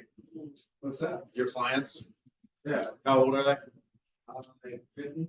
Okay, yeah, so they might be, but Young. here, yeah, Yeah. young, Young. 50 years young. So my point is that as there is an economic crunch and recession, people who live in $500,000 and $600,000 houses are going to have a decision of foreclosure or trying to live in $300,000. Right. Yeah, I have a friend. It will happen in the next 24 months. Yeah, I had a friend that I had lunch with last week. They have 9 townhomes in Gordon Square that are over $500,000. They're all for sale. Yep. They're not selling. This kind of has product out there that's around $400,000. So they're buying. Even though it's completely lesser quality from those guys, but regardless. So for us, yeah, the flip is still going. We're doing singles and doubles predominantly. And a couple years ago, we started getting into the commercial real estate space and with large multifamily. Last year, we bought a 96 unit in Garfield Heights, right across from Marymount Hospital. We have a 77 unit in Midtown Cleveland. And then last month, we bought a 12 unit in Lakewood Cove. So, you know, that type, it is a different animal, a different process completely. When it comes to the financing side, for sure. And we are syndicating those properties. Explain to them what that means. It's basically, the SEC has 506B or 506C syndications. We are doing 506B currently, which those you have to have a pre-existing relationships with the investors. So those relationships, essentially the bank brings 65 to 70% of the money to the table. We have to bring roughly 30 to 35% of the money to the table. And in that case, we syndicated, so that goes out. There's SEC documentation that is required for the investors to sign. And at that point, they get an interest payment and they get an equity participation in the property. So that's how we're funding those. So real quick, so we're still working with, when you do syndications like this, you're still working with a traditional bank, right? They're not lending 80%, right? Like David said, they're lending 65, if you're lucky, 70%. So say you're buying a building for $4 million, like 60% of that is gonna come from the traditional bank. The rest needs to come from lenders, private lenders, really. And what 506B means is we have to have a relationship with those lenders. We can't just blast it out to people in Dubai, right? And they just send us money. That's a 506C, it's different, okay? So we, because of our tenure in this business, decided that we knew a lot more people, right? That were investing and might want to move from residential to a more long-term investment. So it's a handful of years of your principal earning interest. And then after that, you get a small percentage of the equity in the building. So we can do a whole thing on this. So like, this is a whole different.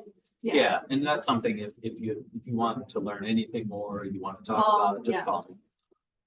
Happy to get into real detail. Yeah, David can what those look like when it comes to investing or connecting with people that do invest, or how you can benefit from that. If you're not able to or willing to invest yourselves, there's opportunities there too. Yeah, so but that's just the Cliff Notes version of what that all means, right? That's passive investing on a whole different level, right? That's a passive investing where you're like, I don't want to own.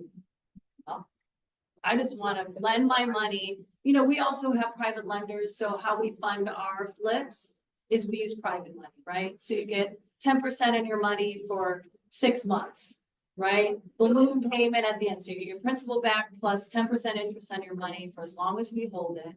That's a short-term investment, right? So good for equity accounts, right?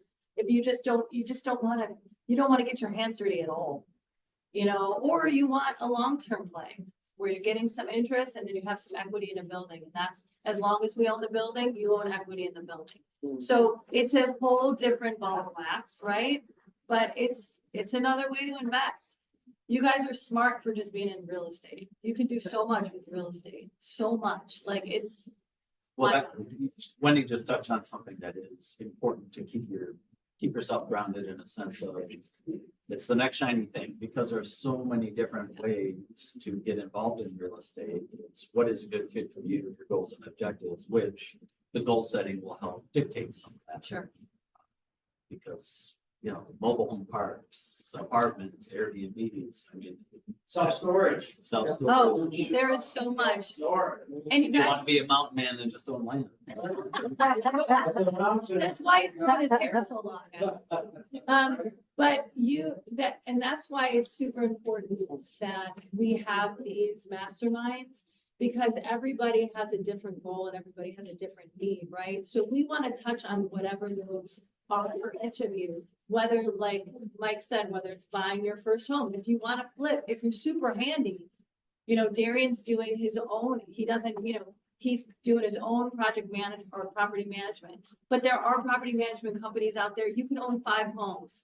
They take 10%, right? So you got to know what kind of time you can put in, number one, and where you want to be. And that's kind of what this next step is.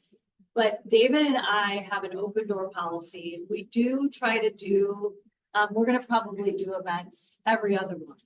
Okay. So we'll probably do 6 events a year. Tia's come, a couple of Jade's come, a couple of you guys have come to our events, but we get really involved in the commercial side of things because we're always raising money. That's what we're doing now, right? We're raising money. That's what we're doing because we're not just raising them for the properties we have now, but we're raising them for the next one, right? That's the goal. Like Darian said, what are you going to do an hour from now? Like, what are you going to do to set up your next thing? And that's super important, especially at the end of the year. What do? There's New Year's resolutions, right? If it's investments for you guys, what does that look like? And what do you need to do to get there? And you know who's really great at talking about this? Michael Pesky. So, yeah. So we'll be here to answer any questions, but I'd like Mike to walk through the goal setting, because I think it's super important. We've all talked enough. It's important to know where you guys are going, where you want to be, to set yourself up for next year. So, cool. All right. And, you know, this group has been meeting, we've been doing investor mastermind focused events for about 2 years, every 90 days. Next year, you should see and expect that frequency to dial up and be one part leveraging the networking opportunity that Darian has.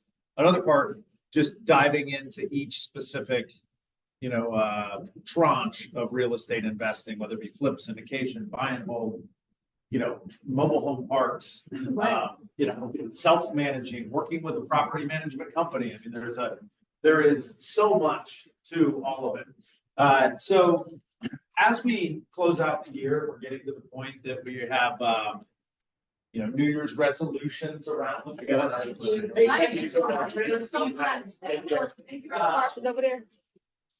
I wanted to, so this is a Keller Williams document. It's called a GPS, right? If you want to get from, point A to point B, or when Darian said when he moved to Lakewood, he was using a GPS to get from place to place, right? And some of you may have, the East Siders in the room may have plugged the office into their GPS or into your phone, into your Waze or your Google Maps for directions, right? Because if you want to get from point A to point B, the GPS will tell you where to go. And if you get off of that, it will tell you how to get back. The same thing is true with this document related to any specific goal that you have. So the G is goal, the P is priority, and the S is strategy. As you see it laid out on that sheet, you're going to have a goal. I encourage you, for the sake of this exercise, to make it around investing. And then you will identify what are the 3 most important things that have to happen for me to achieve that goal. I'll give you an example. The goal might be, in 2024, I want to purchase my first investment property.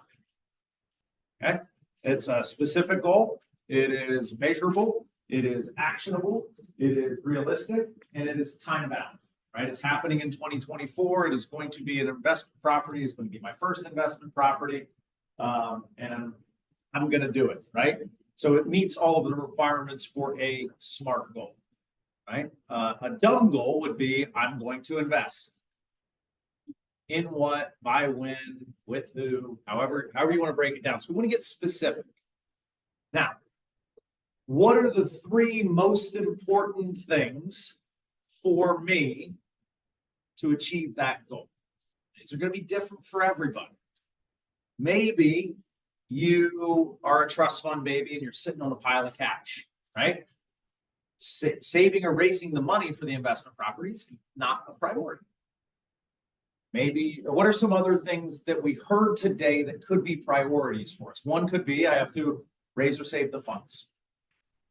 What's another? Set up a meeting with Sean, somebody to talk about what my actual. Okay, go a level higher. You guys were just talking about what would a priority be? Maybe a little bit broader than just meeting with Sean. What's that? Okay, what is my investment criteria? Yours might be, who is the team that I'm going to work with, right? Like build my investing team, identify my investing criteria, save the necessary funds / qualify for financing, right? You could have financing as a priority, team is a priority, criteria is a priority. Or if you already know, like I want to buy an investment property less than 2 miles from my home and under $200,000, the criteria could go live in the goal, right? If you've already checked that box, you could say, I'm going to buy a $200,000 or less investment property within 2 miles of my home in 2024. And then you would have a different set of priorities underneath that. So once you identified a priority, which might be build my investment team, identify my investment criteria, and save the necessary funds, you're going to go into a strategy, which is going to allow you to drill down one level deeper. So just like for me to achieve my goal, what 3 things must happen? For me to achieve my priority, what 3 things do I need to do? So if it's build my investment team, it might be interview 5 different mortgage brokers about their products and select one. David, I think you said you have a 20-to-1 ratio on contractors. Okay, so I'm going to meet with 20 different contractors. Yeah, yeah. I mean, think about it, guys. If you were gonna, I'll give you an example. We're hiring for the front desk at Rocky River, or excuse me, at Pepper Pike. Sorry, didn't mean to scare Kelly back there. Guys, we got an open job. So we're hiring for the front desk at Pepper Pike. And how many applications do you think we need to go through to get somebody for a front desk job, right? At least, right? Like at least we will have 200 people raise their hand. We'll have to filter that down to 100 that will have do the KPA, right? It's not like we just, you're going to luck into another Kelly Mann on day one, right? You certainly never want to hire from a pool of 1, no matter what. And so if you're building a team, realize you are hiring that that LO from the mortgage company. You are hiring that contractor. You are hiring that inspector, right? So whatever 3 things have to happen for you to have a full team now become your strategy. And then you have a strategy around saving the money and getting the financing, right? Oh, I need to increase my credit score by 100 points. I need to save $10,000. I need to do X, right? And this isn't, and if you're sitting there and you're like, shit, I don't know what my priorities need to be, that's okay. If you need to think on this, chew on this, talk to Darian, talk to me, talk to Wendy and David, talk to Sean, talk to anybody who's already doing it or that also wants to do it. You're going to identify the 3 things, and maybe there's five strategies under a specific priority. It's okay. You're set up for 3 and 3. Maybe you have 2 priorities with 5 strategies. Now you know what to almost the smallest degree you have to do on a weekly or monthly basis to achieve your goal. Which is, okay, if I need to meet with, 20 contractors, right? Okay, I'll meet with one a week, January through May, and I'll be good to go. Or maybe I'll meet with one a day for the month of January, and then that'll be done, right? Or I'll meet with, 2 different loan officers a week, and I'll have my 10 done by February, and I'll know who I'm going to partner with, and I'll start that path, right? Versus, I want to be an investor. And then Aaron's example was perfect. Like, I mean, it ties into this so specifically. We have to be ready for the opportunity, right? There are, one of the guys, it's Naval Ravikant, right? He's an entrepreneur and a really strong public speaker. If you ever listen to him and stuff, it's really good. But he talks about there's 4 types of luck, right? Where like the first one is dumb luck, right? It's basically flipping a coin, 50-50 chance that I'm going to get it right. And people go through life and they want to get lucky, right? They want to win the coin flip, and then they bet it all on the next one and they win that coin flip, right? And then there is, and that is often described as fortune favors the bold, right? You're putting yourself out there, you're getting lucky, right? Or no, that one's dumb luck. Sorry, dumb luck. The next one is the people who put a lot of, they try and spin a lot of plates, right? They're going to do 100 different things, right? I do title, I do mortgage, I'm also an inspector, I'm a real estate agent, and I do hair, right? Now I'm going to be really good at one of those, and that's where I'm going to make my money. That one is described as fortune favors the bold, right? I'm just going to try a bunch of stuff and something's going to stick. Then there is the getting good at spotting the luck, right? Which is fortune favors the prepared mind. That's the one that we want to get to when it comes to investing. We know what a good investment looks like. We are prepared to take advantage of that investment when it's there, such that when somebody presents us with an opportunity, we don't need the luck anymore, right? We've put ourselves into a position, we've built systems that allow us to take action. And then the 4th level is where luck finds you, right? Which is how many times over the course of 12 months, Wendy and David, does somebody bring you an investment opportunity? No. Yeah. More, I mean, I would say. It's a non-zero number, right? Right, yes, Right. correct. Right. Yeah, I mean, it got better the more that we've been doing this, but now that people know what we're doing, yes. Yeah. People bring us, we don't have to go searching for it like So- we used to, right? Right, yeah, so the goal is, and I mean, like, listen, no one's gonna be there next year if you're not there this year. But just know that like you're honing your skill and your craft with something as simple as a 1-page exercise about where you're gonna spend your time to achieve your goal. And then you'll get better at spotting opportunities, right? You're gonna have to try stuff. You're gonna, if you were just like, hey, I'm gonna make an investment and have some dumb luck, like we all benefit from dumb luck all the time, right? Maybe it was, maybe the luckiest thing that ever happened to Darian was getting robbed. Yeah. Right? Because that forced him to buy a house that then appreciated that he leveraged to buy investment properties, right? That's dumb luck, right? Could have been bad luck, could have been good luck. He decided to make it good, right? And then he started doing things like sending out mailers and showing up at networking events. And okay, now he was putting himself out there to find more opportunities, right? Fortune favors the bold. And now he's in a position, right, where fortune favors the prepared mind. He knows exactly what the 6 doors next year have to look like. And then the next iteration of luck for Darian is people bringing him opportunities to fill his own bucket, fill his soul by giving back. Very cool.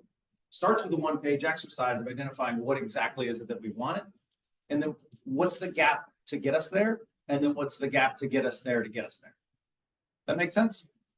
Even if your goal is to learn more about something, put that down. Yeah. What do I need to do to learn more? Yeah. Oh, I'm gonna call David or Wendy or Darian, or I'm gonna go to Darian's event. Or I'm gonna, call Sean just to see, what explain to me better what these options are, you know, it doesn't even have to be, it can be like, I need to learn more before I jump in. You know, I think that's huge. Yeah, I'll wrap up just as, and I encourage you to stay in here, work through this, let's have a conversation, but I'll wrap up with like what the 6 personal perspectives are. You heard me mention that earlier. I mentioned the 4th one, which was make being learning based the foundation of your action plan. That's number 4. Number 1 is commit to self-mastery. Now, I mean, that's, you know, that's pretty high-minded language, right? This idea of committing to self-mastery. But I want you to know that the exercise of writing down your goals, writing down, finding the gap between where you are and where you want to be, and then continuing to drill down until you understand, in Darian's example, what can I do in the next hour that is going to move me closer to my goal? Like, that's self-mastery. Self-mastery is a strong sense of self that you are in control. Right? You control what you do with your time, you control what you do with your energy, you control who you let impact that. And until you know where you are and where you want to be, you can't fulfill that first. And use positive things when you're doing it. Yeah. You know, like, oh, I'm never gonna do this. I am like Darian said, I'm gonna be a millionaire. I'm gonna be. I just don't know the when is or exactly the path. But when you set that goal of that self-commitment and believe it, it'll happen. The second one is commit to the 80-20 principle. Who's familiar with what the 80-20 principle is? Or the Pareto principle? All right, Vilfredo Pareto, famous Italian economist and pea farmer, started to analyze in the late 1700s, early 1800s distribution of wealth. What's that? I think, what is it, 80% of your efforts produces 20% of your results. Yep. So where he found was that, hey, 80% of the land in Italy is owned by 20% of the people. Now, he was also a pea farmer. And so he had 1,000 acres of peas that he farmed. Now, 80% of all the peas that his 1,000 acres yielded came from 200 acres. And out of those 200 acres, 80% of the peas came from 20% of the pods. And you can go anywhere you want with this. You spend 80% of your time in 20% of the rooms in your house. You take 80% of the steps on 20% of the carpet or hardwood in your home, right? 80% of everything comes from 20%. So you have to find the 20%. This is where priority comes in. This is where that second step of what are the priorities that I need to focus on? That's your 20% that's going to get you 80% of the result. Getting your first or next investment property will take something more than what you are going to put on that page. But 80% of it is going to come from what you put on that page. Tracking? The third one is moving from E to P. What does it mean to move from E to P? What do the E and the P stand for?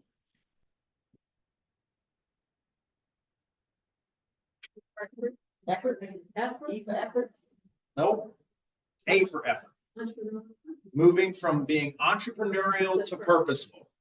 All right, let's go back to the luck example, right? We want to go from fortune favors the bold, where I'm just gonna shotgun blast my database and see if anybody wants to buy a house, to being very purposeful about building a consistent communication strategy that allows me to stay in relationship with everybody, new and old, such that when they think of real estate, they think of me.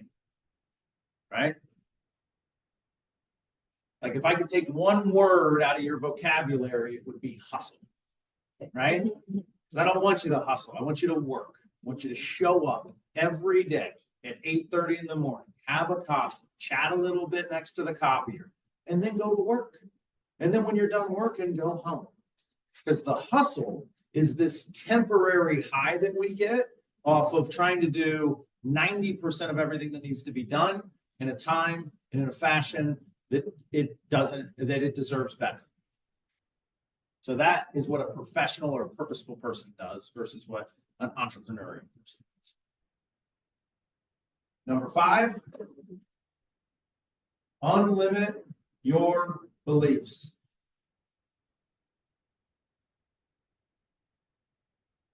What's an example of a limiting belief? What he was saying, what he said earlier, and he stopped himself and then went back and said, I am. Because he limited himself when he said. If I become a millionaire, right? So he said, when? I heard a good example of this. It's the I'm too. I'm too old, I'm too young, I'm too new, I'm too poor, I'm too whatever, right? I call people out on this all the time. There'll be 3 or 4 years in the industry and they're like, well, you know, I'm a new realtor. I'm like, when are you going to stop being new? Because that's just a limiting belief that you have adopted, that you can't do better until you've been around longer. It's also like when we take our dog for a walk and David goes, if we get 2 more leases, I said, when we get 2 more leases. Yeah. Right, David? Not if, it's when. Yes, dear. And I want you to know, everybody has these. Everybody has these, right? My biggest one is, you know, Wendy's fantastic at helping other people realize number 6. But my limiting belief is I'm too busy. My other limiting belief is that it has to be me, right? Those are limiting beliefs, that my life is smaller because I've adopted. Awareness is the first step to recovery, right? Or admission. And then the 6th one, and remember, this 1-page document is going to allow you to activate all 6 of these at once, the 6 personal perspectives of California. The 6th one, which I said, you know, you just witnessed Wendy help David with, she helps me with, which is to be accountable, right? Be accountable. Most people think, I had a fantastic conversation last Friday. I was speaking with the former vice chairman of the May Corporation, which owns Macy's and Lazarus and all of these other retailers. Having a conversation with them, and we were talking about accountability. As you would imagine, somebody at that level of success is going to be focused on accountability a lot. And he said, you know, most people think of taking blame as being accountable. Right? He told a story about a guy that he had that worked for him once who something went terribly wrong, and he said, you know, Rick, I take full responsibility for what happened, right?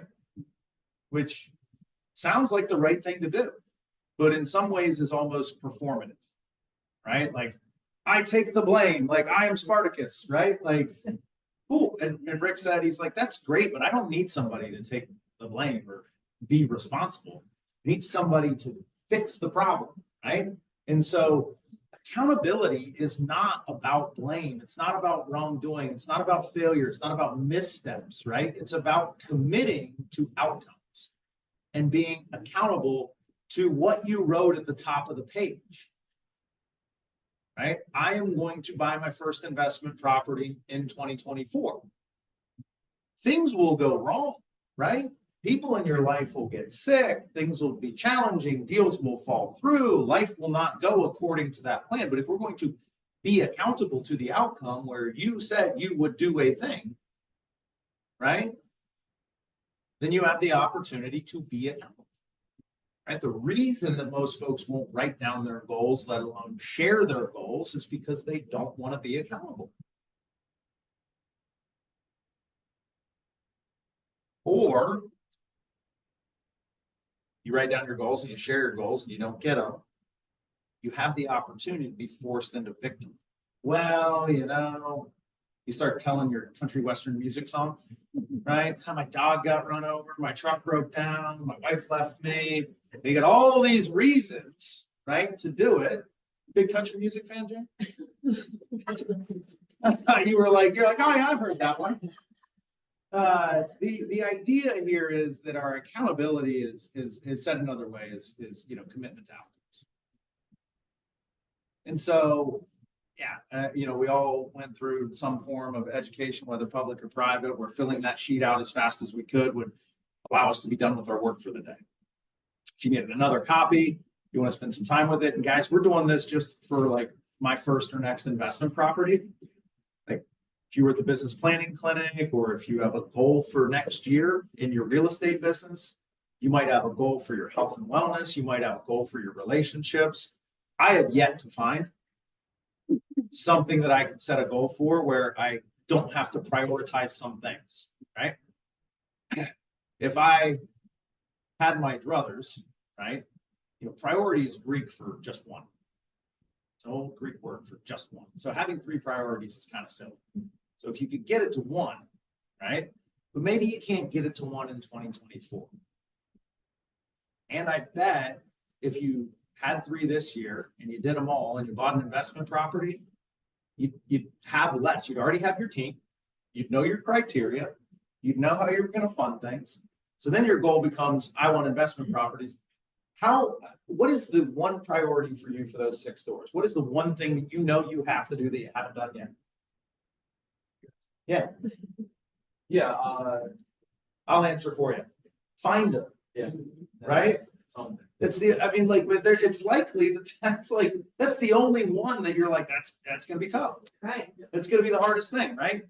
Over 60% of people who bought homes said the number one thing over 90% of buyers said that the most important thing that a real estate agent could do was help them find the house. Yeah. Right. And so you're just your own realtor. It's probably going to be the most important thing at some point. Don't make it the most important thing first if you don't have financing and a team and criteria in place, because then you're going to be really excited about the first house that you walk into. Right. So do your own buyer consultation with yourself. But leverage these along the way, whichever, all of us have deficiencies. An exercise like this will help exploit them. Just because you're deficient today doesn't mean you have to be tomorrow. Again, take a longer term perspective of okay, I want maybe your goal for this year is to be able to be in a position to buy one in 2025. Mm-hmm. That might be a better goal because it's more realistic. Your situation better than anyone else. SMART goals are specific, measurable, actionable, realistic, and time bound. The most realistic thing for you might be to get out of debt and get your credit cleaned up by the end of 2024.